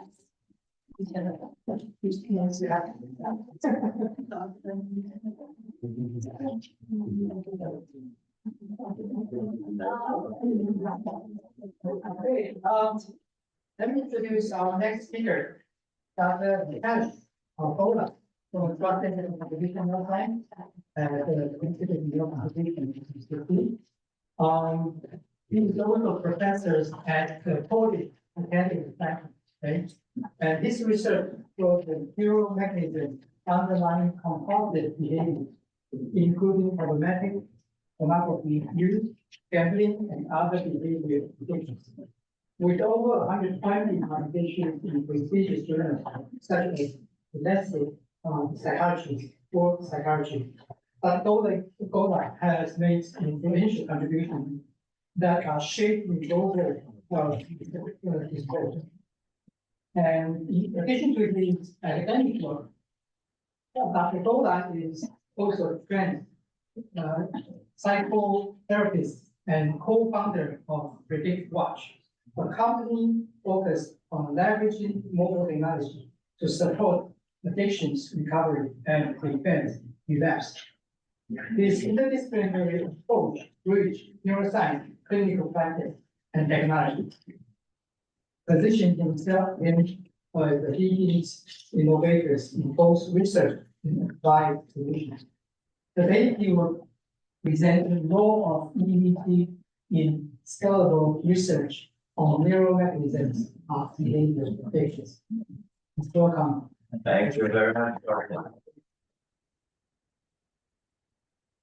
Great pleasure to be here. My presentation will be probably less detailed than the previous presentations. I want to present like a big area of studies research which needs those developments we've seen before and advanced neurotechnology for both recordings and for treatment and diagnostic treatment as well. And this area is related to behavioral addictions. So let's go. Okay. So with new technologies and advancements like mobile devices, mobile internet, very easy shopping, gaming, industry which is growing and developing, and online pornography which is easily accessible, there are new challenges for the mental health, especially for young people, for children who are engaging in those online behaviors, as well as for adults. In 2001, one of the main topics in the science was related to addictions, and one of the editors was asking, is it possible to have something like a behavioral addiction? How someone can addict to behavior without introducing any substance to the body. 25 years later, today, we don't ask this question. We just know it's possible. And the behavioral addiction has been introduced to the major classification of disorders in DSM-4. It was just discussion, but in DSM-5, it was already included of gambling disorder. But besides gambling, we see that people struggle with other types of behavior, like online gaming or any type of game. Like social media use or problematic use of other apps on their smartphones. These days, you see also problems with online shopping with people. And it's like gambling. You never know what you're gonna buy. What will you get for free? And if you happen to get more other app for shopping, you know how it works. Yeah, it's very easy to get lost there. Some people are asking, can we get addicted to other types of online behaviors? What about the extreme sports? I personally believe that it's not addictive. It's a different type of mechanism when it comes to sport, because there's a huge proportion between effort we need to put and the reward we get. While with shopping, if you shop something the traditional way, you need to do the effort, you need to go somewhere to find something and so on. But with this mobile devices and online shopping like Timo, there is huge disproportion between the effort and the reward we get, and it has addictive potential. It has this addictive potential, but we don't know what does it cost to the brain. What about other things like sexual behaviors? To have satisfactory, good sexual life, we need to develop a web or build strong relationships, maintain those relationships. But when it comes to paid sex, it's much easier. We don't need to. What about online things? All the sex camps or online pornography. There's minimum effort in the end. there's a sexual pleasure with climax. So there's this disproportion. And what about binge eating? A lot of people ask, should we classify it as an eating disorder? Yeah, it's a problem of eating, so it's classified as an eating disorder. But what are the mechanisms? And a lot of studies show that there are a lot of similarities with addictive disorder when it comes to binge eating. These days, there's a lot of modified food, which includes a lot of added sugar, fat, and so on. And probably future will bring some other issues. So how do we study that and why is it important to study that? First of all, it's important because those behaviors are very complex. When we look among young people between 15 years old and 30 years old, 99% of them engage in social media, 99% of them engage in some forms of computer games occasionally, and about 80% of them occasionally, which means at least once a month, engage in pornography watching. But then we have recreational use, which is much more frequent, once a week. Those percentages are also pretty high. And for some of them, it becomes a hobby, passion, or profession. Some people became professional gamers, others are creators, YouTubers, and so on. Some became sex workers, it's also a profession. And then we can look at that through different perspectives. The frequency of use, engaging in the behavior, and the severity of negative consequences of someone's life. When there's no negative consequences, everything is okay. It's just about hobby, passion, profession. When there are negative consequences, we are talking about problematic use. And about 3 to 11% of people engage in problematic pornography use, for example, problematic gaming. And how do we define it? By the subjective feeling of losing control of the behavior. I want to stop, or I want to use less, or I want to just engage in certain days or hours, but I keep engaging more, it's more frequent, longer, I don't control it. But then we have those symptoms of addiction. And here we're talking about addiction when we are neglecting our important areas of our life.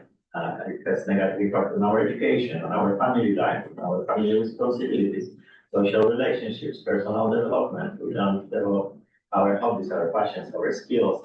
It just takes it consume more and more time, and we can see some objective consequences. So we didn't pass the next year in school, we didn't pass the exams in college, or we lost job, or we had some troubles with job, or we lost relationships because of that, and so on. And then we continue this behavior despite those negative consequences. We cannot stop limit our behavior. So those are the universal symptoms of addiction. And in DSM-5 in 2013, the problematic, the gaming disorder was included as a first behavioral addiction. And that was it. There was a discussion about gambling.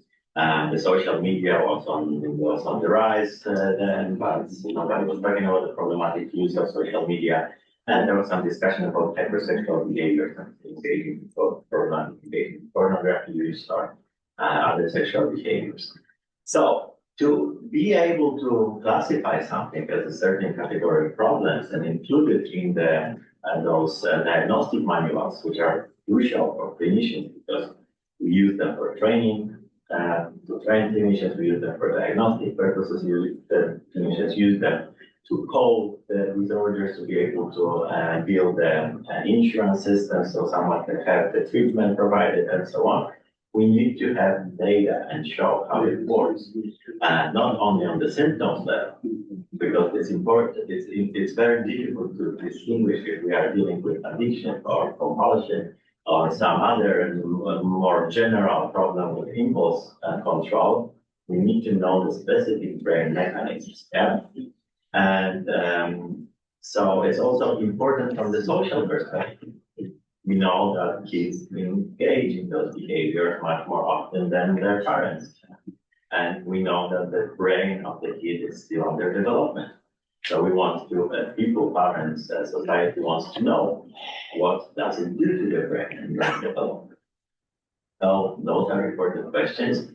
There are some regulations about certain types of entertainment.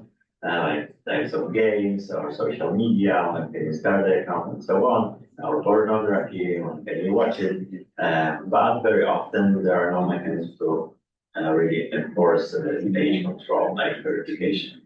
Okay, so in 2014, I got interested in those brain mechanisms of problematic pornography use because nobody was studying that. It was a side project, but it's there's a huge thing with over 100 papers on this topic from our group, and it's also very popular entertainment. For example, only Pornhub, one website, has about 92 million daily visitors, which is the combined population of Canada, Poland, and Australia, including all minors and older population.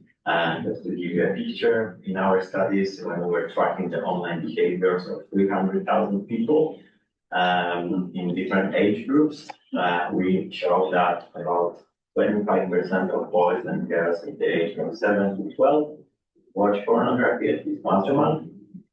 Yeah, it was shocking. And this is the same proportion of boys and girls. And we see a lot of trends which basically needs attention. Those features, those problems were depicted in the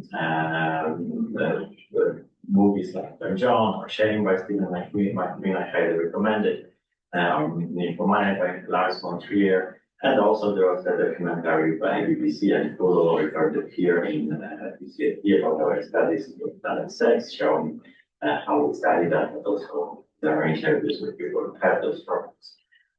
So we can conduct plenty of different studies. Like one of the studies we do are the structural studies, and we see how the brain looks like, how it differs between different addictions and between people who are addicted or diagnosed with addiction and healthy controls. So here we show like very systematic similarities across alcohol use disorder, gambling, and compulsive sexual behaviors. We also demonstrated that some of those brain differences are related to the symptoms. For example, the decreased volumetry of the dorsal of the anterior cingulate cortex is highly related to the severity of symptoms, and so on. But more important is the brain function, because this is the signature of addiction, and it can differentiate addiction from other disorders. And here there's one very prominent theoretical framework, which is called incentive sensitization theory, which basically shows that what is specific for addictive issues, addiction-related problems, is that we have two types of mechanisms. When we engage in something, there is this desire to do something, to eat something sweet, for example. And there is the measure, how do we like, how do we enjoy. So we have two processes, wanting, the desire, and liking. So liking over time can decrease mostly in the substance use disorders, but not among every person who is addicted. But what is very specific is this increase of wanting, of this desire, that I want something more and more, despite I don't like it more and more, or I may even like it less and less over time. And this wanting, this increased wanting, is a very specific signature of addiction. How do we study that? So in the year 2000, 25 years ago, there was a paradigm developed called incentive delay task to help to assess those processes. And basically in this paradigm, you don't see the cursor, okay. You see some type of cue. So this cue can be, like the moment you're coming back home and you can start browsing something on your mobile phone, yeah? Or you see that there are some candies in the kitchen here, yeah? And this is your cue, and it evokes one, yeah? And here, those cues usually have some probability encoded in the studies and so on. And then you need to do some tasks to get this reward, open the candy, for example, and then you get your reward. So in the lab setups, we do it usually in 2000. It has been done with monetary cues and rewards. Money is an universal person thing. Everyone would like to have more money. So that's how people were doing it. But we found that there's a better way to do it. And this better way is to introduce not only money, which is universal for everyone, but also introduce the cues and rewards which are specific for the certain types of problems. So we started introducing those cues and erotic rewards. In the next studies, which I will show you in the next slides, we started introducing the rewards and cues related to gaming, related to alcohol, related to food. And we found out that if we have a few different types of rewards, then we can ask a little bit more specific questions, and maybe it will be a better marker of what's going on in the brain. In fMRI, we need to also have some control trials with no cue or rewards. But if we have different types of cues and rewards, we can see how this one thing, this desire, is elevated compared to other types of rewards. How do you desire something more than other things? And also when we look at the outcome, we can see how much pleasure you get from this thing compared to other things. And with this type of task, we can look at behavioral reaction times and accuracy of the response. And for example, in what we demonstrated in case of pornography, that if we have those control trials, the black bars, there is no difference between groups. The solid bars are the clinical population, not solid is control population. When we present the cue for the money, there is no difference, but when we present the cue for the erotic stimulation, then those the clinical population respond much faster, is much more motivated. And then on the neural level, we see that it is also reflected in the reactivity of the dopaminergic circuits or some brain regions related to dopaminergic circuits like the Computational triad. It just reacts stronger, and it's highly related with the symptoms. Then when we look at the gambling group and gambling problem and problematic gamblers, we can see that here there are similar results, but inverted. For the money, for the monetary cues, not for the erotic cues. And this looks like a pretty good marker of the problems, and it can help us see the similarities or differences between different types of behaviors and those things which are already recognized as an addictive. And thanks to those this type of studies, in 2022, 3 years ago, World Health Organization, based mainly like giving others also on our research, recognized few new problems like automatic gaming and compulsive sexual behavior. So it was included with this new version of ICD-11, the National Classification of Disorders, 11th version for the whole world, and since then it's a new diagnostic entity. Then we can ask the question, how can we reverse this brain sensitivity, or can we reverse it? And here we conducted a clinical trial, the small one with 75 individuals, and we showed that with different medication we can reverse those symptoms a little bit, improve. We were measuring also the behavior for the smartphones and logical momentary assessment, and we could see also improvement of the daily behavior. But what is more important, we looked into the brain before and after the treatment. And we see that with some of the substances compared to placebo, we can reverse this hypersensitivity across a few different brain regions, brain areas. And there are plenty of these studies, like it was like over 100 papers. It was described, I described that in the book, which was published in Polish this year. And last week, I've been invited by the president of Poland to get to talk about those issues, and also I received an award for that. But what is important for us today is, can we use those brain measures to predict anything, like for example the outcome of treatment or the severity of symptoms? And majority of the studies we've been doing for years in this topic were related to fMRI and fMRI measures. And right now we completed we collected all the databases together, combined them with almost 300 subjects.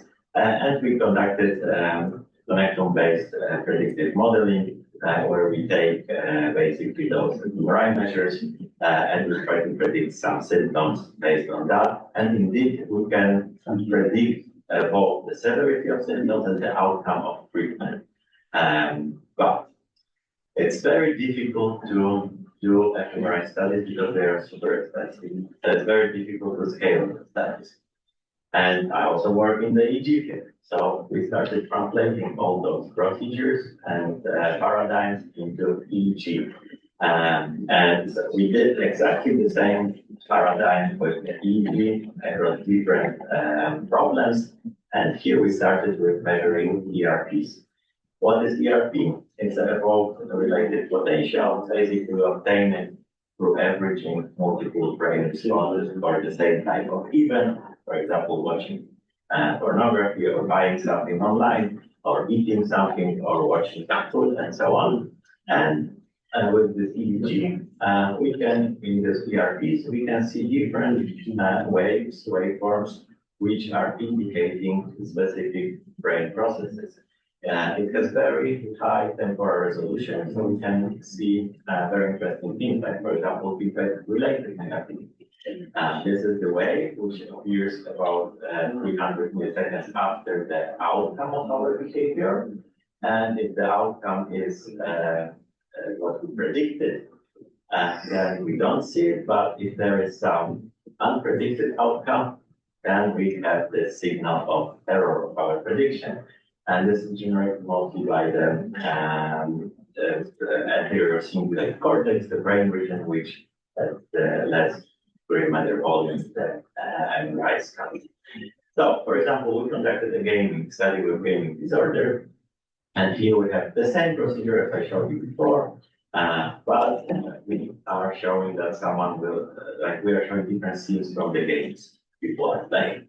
And there may be a desired outcome of an action, if you win something in the game, or not desired, and we compare it to the winning money or not winning money, and so on. And we are looking at different ERPs. So one is the feedback-related negativity. And here we can see that indeed there are differences between the regular game users and problematic game disorder, like IGD, this is the group with problems. And there are differences between different types of rewards. If you, for the regular game user, someone who plays occasionally, the reactions for those outcomes in the games are very comparable to the reaction of the outcomes of winning or losing money. But when it comes to internal gaming disorder, those reactions are much stronger. The brain is signaling much more when it comes to game. So this is much more significant behavior. And we can look at different other behavioral measures and look at different interactions. We know that this effects, for example, from this study, in this shown for the first time, is modulated by the general tendency to risk-taking in life, or sensitivity for the rewards measured by questionnaires or clinical interviews.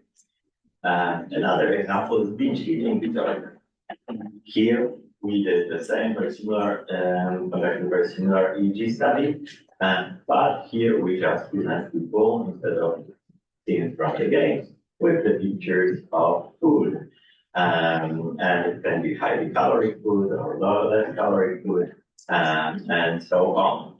And here we can look at different types of ERPs and also see that there are differences in this particular study. Because it's EEG, it's cheaper, it's more scalable. We were able to do it on a larger sample of people in the repeated measurement schema. When once they were associated, they were after meal, another time they were hungry. We were able to counterbalance those conditions and show that what is quite interesting for people who are hungry. There is no difference, and when they are hungry, and people with the binge eating. This is binge eating with the red bar, and the healthy control are the blue bars. But when they already had the meal, the there is much less signaling and reactivity for the food pictures among healthy context. Those people who have problems with binge eating, they are still hypersensitive for this type of cues and also not necessarily reward of cues. Yeah. Okay. And right now, thanks to scaling this paradigm by using EEG, we are able to apply it for the ongoing study on this study is actually conducted in Europe right now. And this is a 6-year-long project with a clinical trial with compulsive sexual behavior with 410 patients. It's a huge clinical trial. It would be possible to collect fMRI in different time points. Here we have 4 different time points during the 1 year of treatment.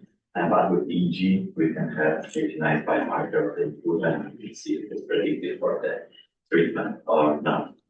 And we can test more advanced ideas. What we did, for example, was the combination of VR and EEG.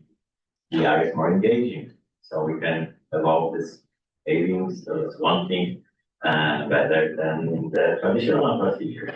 So we moved all this paradigm into VR, and here basically we designed a task where there's a conveyor belt, like in the sushi restaurant, and you need to open to see what kind of food is hidden. And the cue is the cafe here. So in the queue period, we are waiting for the new plate to come, and then the covers have different patterns. Those patterns encode high or low probability of having food or having a drink underneath, and then we need to uncover it to see what's there. And by that, using that, we can measure those ERPs. However, it is a bit more difficult in the VR because we don't know exactly when a person sees something in the VR, they can look all around. So it's necessary to add eye tracking to this type of procedure to really see if someone noticed the food or not, and where the attention is directed. But with all the advancements we've seen today, and what Gert was showing with the earpiece measure, allowing to measure EEG. And of course, you know, like those earpieces I was showing, they are measured over the central line, rather than temporal, but we can potentially find other ways to measure the EEG in the real life, but we have them available. Why not move this research into the real world? And we can look at all those problems in the real world. Some of them we cannot really study in the lab very well. With the advanced eye tracking devices, with upcoming wave of augmented reality glasses, or even those glasses we just have a camera like the Ray-Ban Meta glasses, we can collect data on what people are watching, what they are seeing. With the new advancement in the AI and image recognition, we can classify what measures simultaneously EEG and get like really real life situations and see if we can measure the symptoms of the problems, if we can measure improvement during the treatment of the risk factors, for example, in the classwork and so on. And those are people who are working on those projects, and some more funding on that. And basically, that's it. Thank you.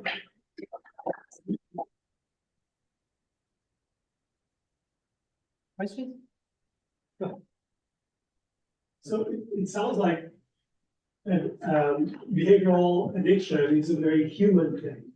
Yeah. I mean, my question is, do animals present naturally or can somebody induce these types of behavioral addiction?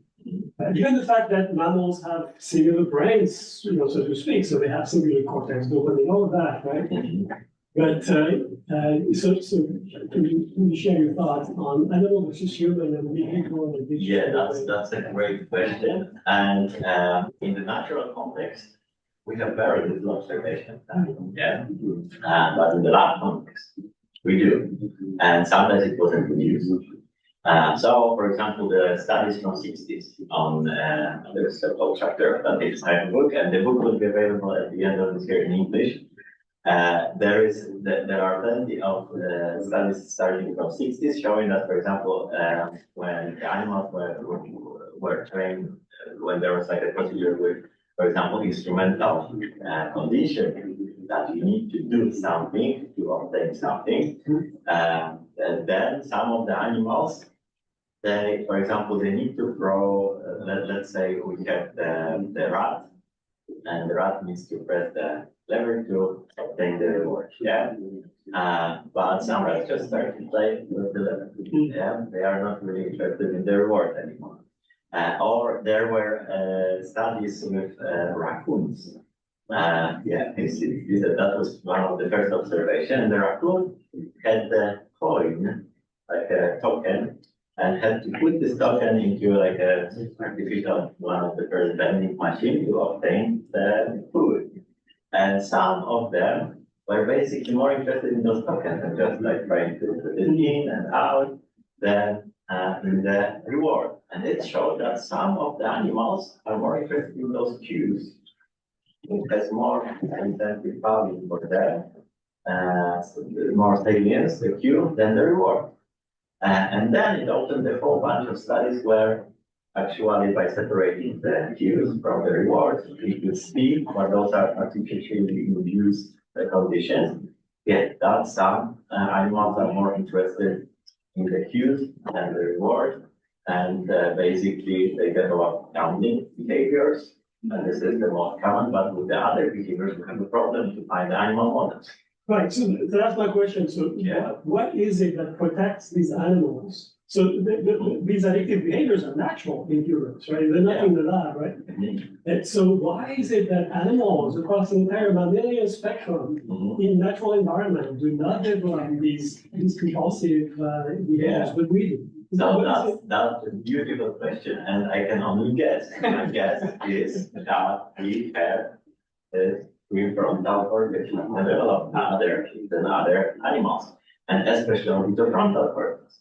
And orbitofrontal cortex, the evolutionary newest part of orbitofrontal cortex, is the anterior orbitofrontal cortex, which basically all other parts of the brain have already pre-wired reaction for different natural stimulation, like food, sexual activity. Those are my main type of rewards, and other things to survive. But in the anterior prefrontal cortex, we can upload anything that is significant, and what defines what is significant? The culture and environment. So if we say that, oh, money is something we need to chase for, then money becomes something important, salient, yeah? But then if we have team and oh, you can win this or that if you buy in the next 15 minutes, then, you know, it becomes something we are chasing. Okay. One last question. Sorry. Hello, Dr. Gola. First of all, nice to see everybody after a long time. I love your slides and findings about some of the brain region connectivities in response to addictions of various kinds of Certified, I don't hear you very well. I was saying that now the session maybe. Yeah, that. So I was saying that it's nice to see everybody after a long time. The brain region connectivities that you show for addiction of various kinds, they actually, what caught my eye was that they actually matched some of the trauma studies that I've done. Actually, it was very striking for me. For example, some of the scalp maps and the cortical region connectivity attitude, the occipital lobe, supramarginal valve, and those few regions that belong to for the trauma of the survival, stress, and related studies. They indicate visual and attention network, for example, these constitutive regions. Yeah.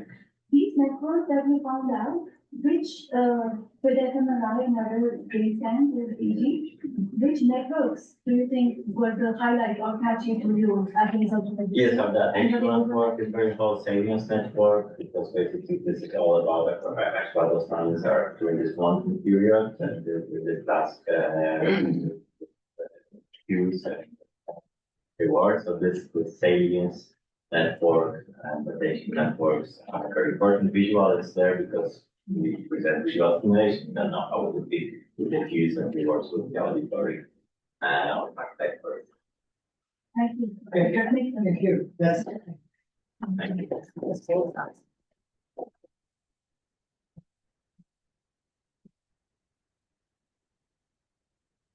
our last speaker before the BCI demo is IMC's long-time collaborators and frequent visitor if we don't have this kind of awards. The IMC and Professor Leo Ko of National Young Double University, and he is professor in the Department of Electrical Engineering and Electronic and Electrical Engineering, and the Institute of Bioengineering and System Biology at NYCU. Now he's wearing different hat. He is also affiliated with ITRI. So he's now representing ITRI. And I actually had the privilege of working with him for the past 20 years. And during which we actually had 4 authors, I think 28 journal articles and 24 conference papers. Dr. Ko's research spans brain computer interfaces, neurorehabilitations, wearable neurotechnology, and AI-driven health systems.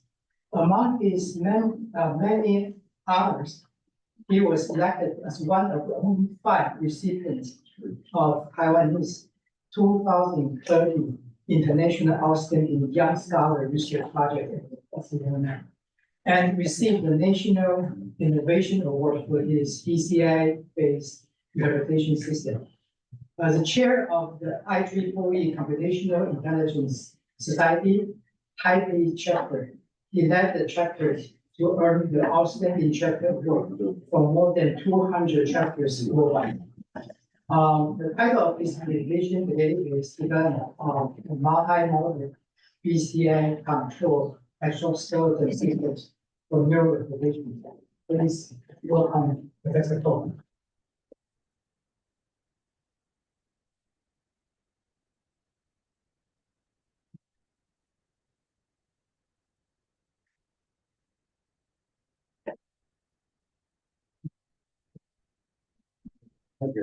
You use power here.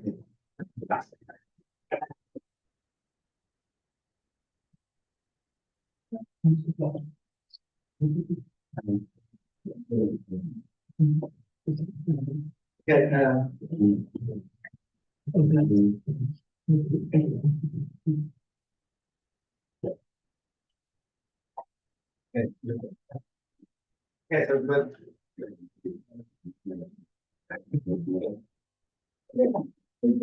Good afternoon, everyone. So I do appreciate Professor Li a very nice introduction, and I'm very glad to be here. And I want to share with our BCI research study, to everyone. I think as Peggy mentioned, I visit UCSD for many times. So most of the research professor and research scientists know me well. So I'm also glad to seeking for more international collaboration, and especially this time I met Ms. Niwako. So this is a very good connection. So today I would like to share some. My topic is development of a multi-modal BCI controlled exoskeleton system for neurorehabilitation. Okay, so here is my my affiliated titles here. So most of other service. Okay, so this is before my talk, I want to quickly introduce our lab. And today, besides my talk, I also want to do a demonstration. Sean can help us to do the BCI demo. Because in our lab, so this is my lab, neuroengineering lab. So we majorly develop this wearable device with 8-channel EEG electrodes. So we use sponge electrode. Actually, this sponge electrode just medical grade. The sponge is medical grade, so just use water so you can maintain the immunity and can get a good contact, especially pass through the hair side area. So the contact impedance can be lower than 50 kilo ohms. Can get good quality. So we want to do the wearable device and also with some miniaturized circuit system. So it's kind of a very good compensation to work with Gert, because Gert developed the IC design circuits. Yeah, so we do the integration systems and also do the applications. Yeah, so recently we are also trying to working on the ear EEG device, especially for some clinical applications, so like a hearing loss patients. So that can do and maybe in 10 or 10 cognitive states. Yeah, so the world not my own decline. Okay. Yeah, so I want to share with you one of our the international collaboration paper with TP. Yeah, so in 2023. So as you can see here, yeah, so normal EEG study, there's a lot of papers in every year. However, the wireless EEG device is also increasing until 20. So right now it might be more rising. Yeah, the records. Yeah, so we do a review paper. Yeah, and found that this is increase in the heart field. Yeah, so many people are involved in. So I think the main challenge or main technology will be the wireless EEG device. So we do a survey that you can see more than 20 companies, and they develop several different EEG device. Some of them with you can see the different form factors. So we do some indicators, number of channel, resolution, or battery life, and the sampling rate, something. So you can see the comparison result between the different devices. Yeah, so you can also do okay, if you want to choose, okay, you are a freshman, yeah, for the BCI study, so what kind of device you can choose. So you can compare the multiple indicators and try to choose one good for your studies. Yeah, and also most of the graduate students will be interested. Yeah, so okay, after I study BCI, so what can I do? So you can see that there are lots of BCI related companies. Okay, so these are the so-called world leading BCI companies. So here the leading means that how many funding they grasp. Okay, not earn. Okay, they got the donation, something investment. Yeah, so the first one, Neuralink, everybody knows that Elon Musk, the current CEO, he has lots of different companies. And the second one is Neuromodal and Emotive and so on. So you can see that. So here's just a quick summary of the Elon Musk Neuralink company. Yeah, so he did final analysis, and we know that recently I also got a news report that Neuralink also already do the real human clinical study in patient. And also the market, we can see that, so this is a roughly estimated neurotechnology market. Yeah, also will rising until 2035, and the BCI will cover almost half 50%. So it's kind of a certain accelerate the research and the development of BCI technology to various applications. So I want to share this interesting news. You can see that. So this is published in the Nature Research Cosmomedia. So it's called It's a new company that, so from Japan, so Dr. Kawashima, he ever studied, okay, in 10 years ago, in 2015, so studied more than 47 older people, experienced the cognitive decline, and then in the last year, we just start up a new company called as a chief technology officer, CTO. So you can see that many other people, so they will use the wearable EEG device and also with the iPad or the mobile pad panel, so to do some interactions. So you can see that the title is that with brain activity sensor can help slow the cognitive decline. So it depends on what the content the topic that they need to do on the intended. Okay, so in our lab, so this is our device. Yeah, so it has a channel and also the design, the circuit and system design, they already have the electrical assembly testing. And also, yeah, here I show the graphene electrode. So this is kind of another kind of design. Yeah, so we also have a biocontroller test. Yeah, but right now we use the sponge electrode. The sensor is already, the sponge is a medical grade, so we don't need to test the biocontroller test. So it can directly be used on the patient for clinical study. And we have a software, AI generative software, so we can do some application. Yeah, so you can see here, so this each device, yeah, so just developed by my lab. Student, like assembly, yeah, do the integration, yeah, so those are under a research project sponsored by most. Right now it's called an STC. Yeah, so for the like the incubation project. Yeah. So sincerely welcome if you are interested. So we think that I think I can just echo one time so that university always do the fundamental research or some applied research study, and ITRI is kind of to spin off or technical transfer the technology into close to the industrial markets. Yeah. So right now we are doing that well. So we will, right now it's kind of this cannot be transferred to the ITRI, and then ITRI currently already have some application. Yeah, so maybe it can be used directly to industrials. Yeah, so I also lead at least two sets in UCSD, so PD's lab and also Dr. Irene Littman, her team are working on the Parkinson disease. Yeah, so we are seeking for many potential collaborations.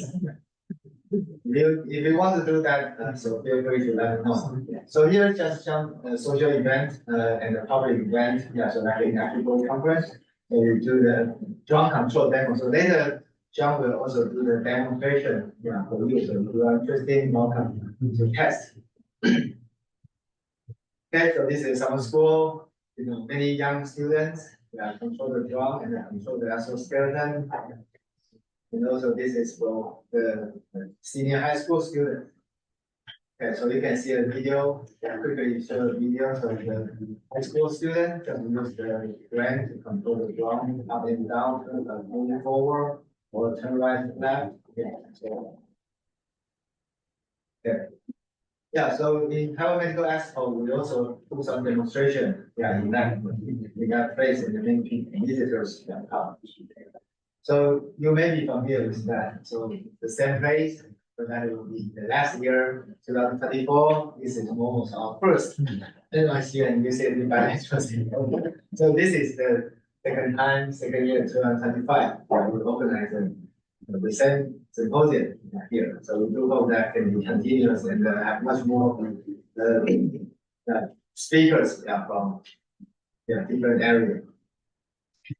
Okay, so our device also collaborate with UCLA team, Professor Agatha. She performed our device on kids, to study ADHD kids. Okay, so here this is our potential application. So right now our lab already work on this field, and today I will focusing on the stroke and this neurorehabilitation area. So I already know that stroke is a leading cause of death in Taiwan and also in the world, more than 40%. Long-term care. So I think the major, the golden gate stage for the neurorehabilitation, the first 3 months after stroke onset. So that the very important stage for improving recovery outcomes. Yeah, so these are the common post-stroke rehabilitation methods. Yeah, so just through the physical therapeutics or physical rehabilitation way to do that. So recently, like exoskeleton can assist active rehabilitation for the stroke patient. However, we think that the one of the problem, scientific problem, that stroke patient actually their brain is damaged. So, but physicians, they are just doing the rehabilitation from the, focus on the peripheral nervous system. So how can we know that? So once when they are doing the neurorehabilitation, how does their brain so will be changed, or some neurodynamic will be changed, like neuroplasticity. So that is related to the performance of rehabilitation. So in this reason, so there's a paper published in Lancet Neurology in 2019. So this is focusing on the SCI patients, spinal cord injury patient. So that's using invasive BCI technology and integrate with the upper limb and the lower limb exoskeleton for doing the control. It's just a proof of concept.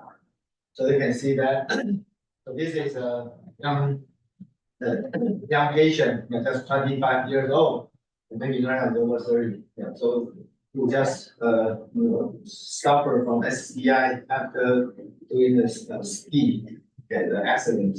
Yeah, so he joined the experiment and where the invasive EEG, BCI technology, and we're doing multiple training, so 1D, 2D, and 3D rotation. Yeah, so you can see watch a YouTube video. Yeah, you can see the whole video demonstration there. After that, training well, yeah, for training 2 years, 24 months. Yeah, so the patient can start to control the exoskeleton. Yeah, but you can see the video is still very easy to adjust the ability. Okay, so yeah, you can see that limitation. Okay, so it's invasive and how to extract the key features. Yeah, and also for lower limb, lack of clinical trials for stroke patients. So in our lab, yeah, so we want to do that is integrate with the EEG device, both mobile EEG device and also the exoskeleton made in Taiwan. Okay, and combine the closed loop, we call the adaptive brain machine platform, yeah, for the patients. Yeah, so here is the benefit, and we discussed with our medical doctor, so they just evaluate that. Okay, current generation, so how the clinical values that is time consuming and space constraint. So after that, so it can become more help the patient more understand their rehabilitation performance, and they are willing and have much more intention to know what can do in the rehabilitation well. Okay, so here is the BCI the technology for neurorehabilitation. We already developed different kind of for instance, it's a lying, so just lie down on the bed to train the movement. And also, we also have a sitting rehabilitation, just train their knee, okay, by just a 1D exoskeleton. And this is to train the bipedal upright rehabilitation. Yeah, and so from lying and the sitting and the standing, so we have different technology and help the patient to do the neurorehabilitation. Okay, so here, this time I will focus on this part for the standing, and we drive MRCP, extract this kind of feature for the neurorehabilitation for the patient. So here is the architecture of multi-modality. So we want to have that the patient have more direct sense to control the exoskeleton while doing the rehabilitation. For instance, when they are wearing the exoskeleton, so they were sitting there and then trying to standing, okay, and then doing walking, and then after that, okay, resting to sit up. So it will cover 3 different stages.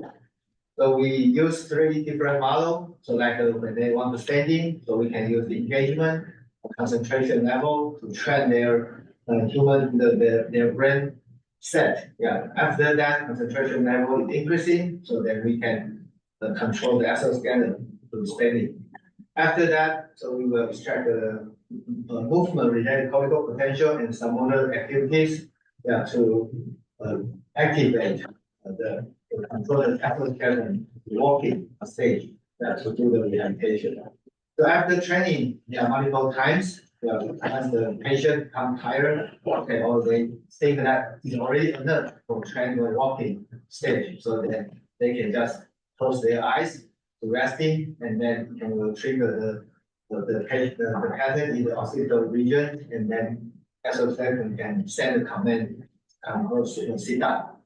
So it's kind of close to the human direct sense to control the exoskeleton by patients their mind. Okay, so here is the whole experiment idea. Yeah, so in the beginning, for the fundamental issue, so we use 32 channel EEG system, and then doing the clinical trial. So you can see that this is the patient. Once they're so here, this is the after training stage. So this is the beginning. So you can see is try to engage in and pay attention at concentration level increasing to standing. Okay. After that, so can see the green light to the trigger on. Okay, so she can standing send a command to the exoskeleton, and then try to extract the motor activity patterns. So later Cheng will show, because in the center the lower limb, in the control of the foot, that will be in the central surface in the neural autonomy. So we need to have some hidden nerve to separate the signal from left foot or right foot, to control the exoskeleton. So you can see that so right now it's extracted the motor activity, so then can send a command to the exoskeleton that will working. So right now the patient is doing the rehabilitation training. So it will train multiple times, so more than maybe 20 or to 50 trials. So it's just a demo stage, so just show the two steps, training. Okay, so this is a demonstration, so for the long, on the trail, for the long, for the long trail. Okay. So so actually, because this patient just suffered from stroke, in just 1 week, so you can see the balance and the control is not well. So we always need a assistive device, to maintain their balance and to avoid going down. But it works. So the brain activity can work that to use the extract feature to control the exoskeleton. Okay. So totally in this study, we collected 24 patients, subjects, and 10 patients, the normal, and 14 stroke patients. And this is the data collection: 32 channel EEG cap, and center rate 500, followed by the international 1000 system. Okay, so these are 3 different tests. So we need to have 3 different models to train the meters. Okay.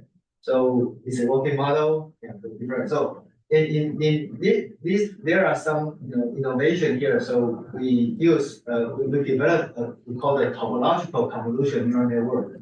So basically, it's followed by the sensor placement. It has some spatial information, and also followed by the time series. It's a 3D data, 3D convolution, and reduced to 2D and 1D to extract the MRCP features. So it works well and can get a good performance. So we can see this is an example to show how the 3D representation data and reduced to the 2D and 1D the feature extraction. So for the system performance, so the classification rate can be reached at 86%. In comparison other deep learning tool, so our model can be performed even better than the other deep learning, EEG-net deep learning models. And then we also do the feature can be spreadable. So we can see that after the topo convolution, the feature is tracked by topo convolution. So almost all the features they are focusing on the central side. So as you know, the neuron autonomy, so the control foot, so the main region, ROI, will be in the center. So you can see the topo convolution just extract the main features from the central area. So from different subjects, you can see it consistent. Okay, so we also do a testing that. So how many trials we need for the very last trial to reach the better performance, not the best performance, the better performance. So we observe that. So we test 100 trials in this training. So we found that maybe in the around 40 trials, and the performance can be stable around 90%. So we just estimate that. So how many times after performing 40 trials is around 8 minutes and 20 seconds. So in other words, it is paradigm that so patient maybe just need less than 10 minutes training, so they can control well and they can do the neuromodulation. Okay, so in the previous the results, those are based on 32 channel. So we want to do that. So if we reduce the 32 channel to 8 channel, so what will happen? So definitely the hypothesis will be the performance accuracy will be decreasing that. So how it works then? So we can compare that. So normally 32 channels is blue line and the 8 channel is red line. So its accuracy will be decreasing around 5 to 6%. So but it's still around 80%. Okay, so so right now in Taiwan we have this is just focused in one hospital. So right now we already have 3 different spaces. One is in Taipei, and then the other is in Taichung, in the middle of Taiwan and the south of Taiwan. So these work are work in south of Taiwan in KUH. So we also demonstrate to many visitors. So like Kaohsiung City Mayor also. This is our device and the whole system. And so finally, these are the conclusions. So we have different several we call the multiple brain control exoskeletons. And monitor and evaluate the brain activity for the stroke patient doing rehabilitation. And we want to have multiple different methods for to separate the brain activity from left foot or right foot to more specific help the stroke patients doing the real-time rehabilitation. So right now we also doing that one thing that how does the BCI control exoskeleton can really enhance we call the rehabilitation performance. Not just the control accuracy, okay, you can control well, but not related to how does the real recover or the performance rehabilitation performance. Okay, so we are also doing that right now. Okay. So these are my talk. Thank you for your attention.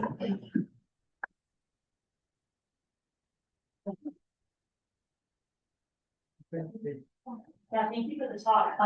I agree with what you said. It's really interesting that a lot of current, stroke rehabilitation doesn't take into account sort of what's going on in the brain. And what you showed here, you're using sort of only brain activity to control the exoskeleton. I'm curious for more complex tasks or things for like upper extremity, exoskeletons. Do you think that there would be, using brain activity alone is sort of going to be good enough, or do you think that there's some hybrid method that uses other physiologic sensors or even just kinematic information from the robot itself? Yes, so very good question. So how do you think that? Well, I'm curious. We work more on Actually, we not only just use brain activity, but also integrate with IMU sensors. So we have 6 different accelerators, and so we can know the behaviors and also know their brain or head movement. So we can know their balance and also multiple different behaviors associated with the brain activity. Very good. Okay. You still have, I think that Sean, he can also give a presentation. But right now Cheng is my undergraduate project student, but he studied in NTU, National Taiwan University Department of Electronic Engineering. So that is the number one rank, yeah, in Taiwan. Yeah, so the students. Yeah, so he joined my lab to do BCI because he's interested, and also he is working on the key technology that, as I mentioned, how to separate the signal, brain signal in the central area. Yeah, but we can differentiate that. So how the signal is from left foot or right foot. Okay, so yeah, he's working on that. So maybe he can give a demonstration, and also you want to give a presentation? Yeah, I'll do a demo first since the time is limited. Okay. Then Yeah, maybe- so if you are interested, please, after the symposium, yeah, so after the closing, yeah, so welcome to see the demo, and Sean can exchange, what is currently developed, can now to everyone. Yeah, and also can see our device, so we can show the contact details and also the, the sensor placement and the sensor with the water, so how it works, and the signal quality. Yeah, you can check that. Okay, so here's the demo. Yeah, but I think it is better. So since the space here is more bigger, so maybe turn around. Okay. Yeah. So.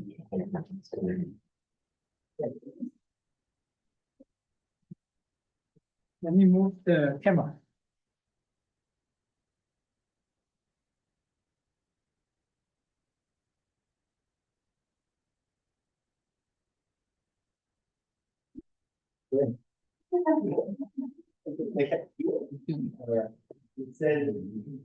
What are you trying to do? I'm trying to let it forward. Yeah. It's a little bit of a. Wait a second. I'm sorry. It's very good to measure his EEG activity right now because, in comparison to the normal thing, I think right now we have, I never. Typical. Let's try it again.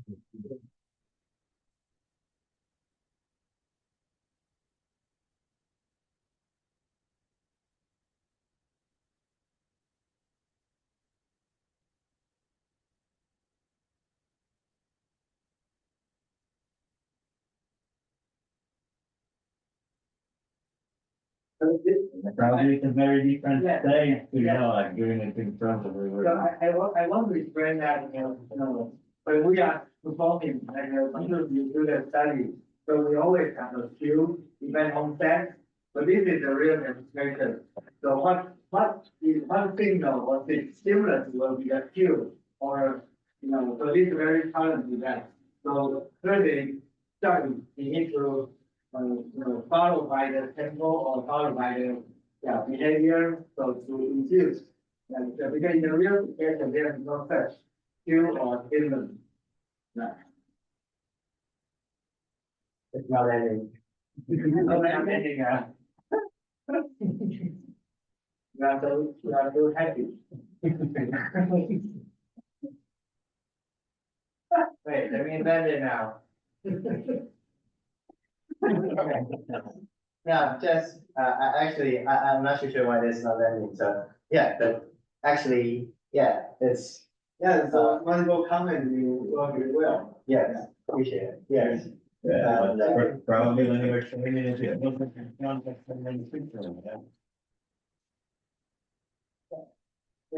Anybody want to try, you can.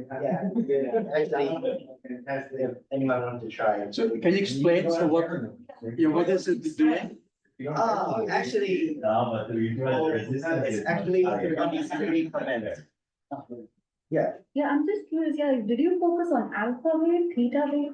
Yeah. Did you focus on alpha wave or theta wave? Oh, pardon? Yes, so what is it doing? You're observing activity in different bands, and then how do you use the data for driving? You're going to do the presentation, right? Tell us how you did it. If I can do the presentation. Okay. Yes, you can do it. Yeah. You already have a slide, right? Yeah. Yeah, so you can do a presentation. Yeah. And then,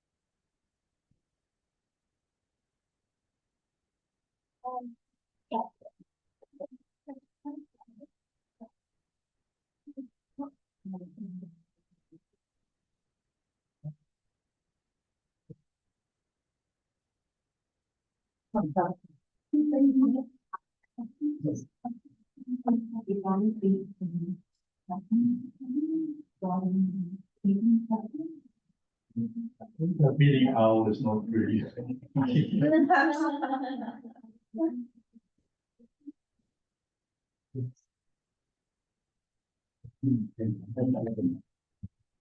That's all.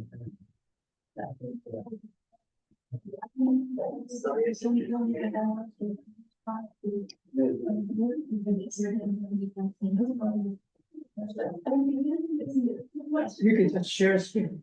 Yeah. Sharing. Yeah, sharing. Okay. Yeah, sure. And actually, the title of my presentation is about foot motor execution, distinguishing left and right. But as you can see, as I use the hand as a signal to command the drone to turn left or right. Yeah. Okay, but yes. Let me explain this. All right. And I think Professor Ko had presented this while we about the question, so I'm not staying here. And the motor cortex, Professor Ko already talked about it, and I think I can skip this right now. And this is the MRCP. Yes. Previous work in Professor Ko's lab that's distinguishing movement of does the patient move or not? Yes. And so this is what I used to distinguish between left and right foot motor execution or hand motor execution, since they are very similar. So it's actually event-related desynchronization. So when one is doing motor execution or motor imaginary or motor observation task, we'll observe power decrease in alpha band or beta band in our motor cortex.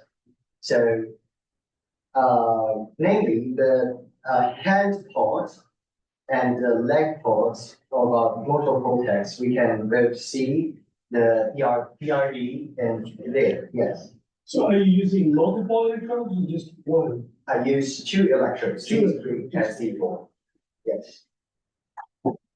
And actually, the Professor Ko have mentioned that there are another previous work in our lab that use functional connectivity to distinguish between left and right, and that's a good work. And actually, I'm still working on this since it can brings a far more higher accuracy in classification. Yes, and yes, and this is my algorithm in differentiating the left and right, and very simple. Just filter out the alpha band and calculate the band power, and simply compare them, and I can get what I want. Since ERD is a highly lateralized effect in our brain, yes. And so the drum system is actually a simple system with breathing your teeth and to make it forward and closing your eyes to that, and just simply move your left or right hand or foot to turn left or right. Yes. And yes, I use a hint sound to control the experiment window. So the sound tells me what to do now. So like beat to for resting, and beat to for doing what you are planning to do. Yes, and exactly, and yes, that's all of it. Can you tell us that what is the ERD associated with the control either left or right? ERD phenomena associated with the Given what ERD is associated with the control. because if you imagine left hand movement or right hand movement, so how the ERD will respond? So for left hand movement, we'll see a decrease in C4 channel ERD, power decrease in alpha band, in C4 alpha band. Can you show your slides? Yeah, so like here, like this, if I move my left hand, in C4 channel, since left hand is controlled by the right part of the brain, and so we can see, here is an electrode that the power of alpha band 8 hertz to 12 hertz, we have a power decrease in that band. Yes, exactly. Are you sensitive to the amplitude? I mean, can you go fast left, fast right, or slow? You mean, and can you control? Can you change the speed, for example? Can you do something analog instead of just right left? Actually, no. I do since real-time analyzing is actually noisy data, so analog classification, analogly control it is before analogly control the drone, we first have to classify it very accurately. And classify it accurately is actually a challenge for now. It takes time. It takes time to do it, there will delay. No, it's actually because the sometimes noisy data just C3 and C4 drop will not so obvious or not so accurately, or yes. Yes. Wait, sorry, so does this work with imaginary like movement, like when you think about like, oh, I wanna move your right hand or move your left hand, does that work with like the imagine, when you just imagine that, or you should Yes, actually do that? actually, since if I imagine you will see me standing there and not noticing what I'm doing, so actually, but I've tried that when you imagine, just simply connect the just imagine your left there moving, and it's present nearly the same pattern. Yes. Okay. Yes. Can you go back to the previous slide? No, yes, here, that's focus, no, the neural economy, yeah. I just want to share that, as you know, our motor cortex and the somatosensory cortex, they are next to each other. So one is for control and the other for sensing. Yeah, so you can see hand side is in the lateral side and the foot is in the middle. So recently, Professor Binhe from CMU, he published a paper in Nature Communication. So using 128 channels to control, to detect the finger level. Finger level means that you can see finger area is in the lateral side, but Single finger. Yeah, single fingers. Yeah, single fingers. Yeah, so it must be very precise as if we just use C3, C4, these two channels. So we will pick up the movement signal, but you cannot know. Okay, but maybe arm, maybe different areas. Yeah, so if you want to extract the specific features, yeah, so definitely you need to have high density EEG sensors. Yeah, so something like that. It should be adaptive, right? Yes, yes. User specific. Yeah, so in that paper, I just read that and we also know that know him well. So you can see he pick up the signal and then control the robotic finger, not the real finger. So to move that. Yeah, so you can see that. So we just mentioned that why we want to control the lower limb that so it will be more challenging because the area will be in the middle. And also knee and ankles. Yeah, so recently we talked to the medical doctor. So we already control the lower limb. So they just gave me a question. Can you control the ankle? So you can see the ankle is more deep. Yeah, so we try to solve the problem. Yeah, maybe we need multiple sensors, multi-modal features. Yeah, to extract the patterns. Yeah, to control it well. Most of the motor imaging BCI actually trying to imagine that with the right hand. Yes. It's harder part. Yes. And the single illustration is not high. Compared to the imagine for so that's when in high resolution, EEG is very important. Yes. Resolve the Yes. Okay, thank you. Thank you. I guess you can see that this is Symposium has brought the expertise from Chiao. And our speakers actually share the cutting edge research and innovative solutions, sensing, the analysis, data interpretations, and real applications of neural. And the optimal goal of this symposium is trying to foster and promote collaboration. So we encourage to continue the dialogue in find areas to promote there. Thank you, Amin. Last but not least, we want to present gift. So I forgot. I forgot. We also prepared. Give to Mateusz. Thank you very much.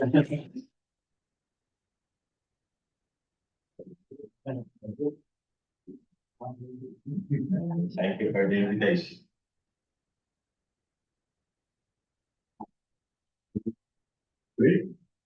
Thank you. Thank you. Thank you. Thank you for coming. Yeah, we still have snacks and cake and there. So everybody can enjoy if you want, and also you can bring it back. Okay. Thank you. You're welcome to bring it back. Welcome. And share with your friends and family. Thank you.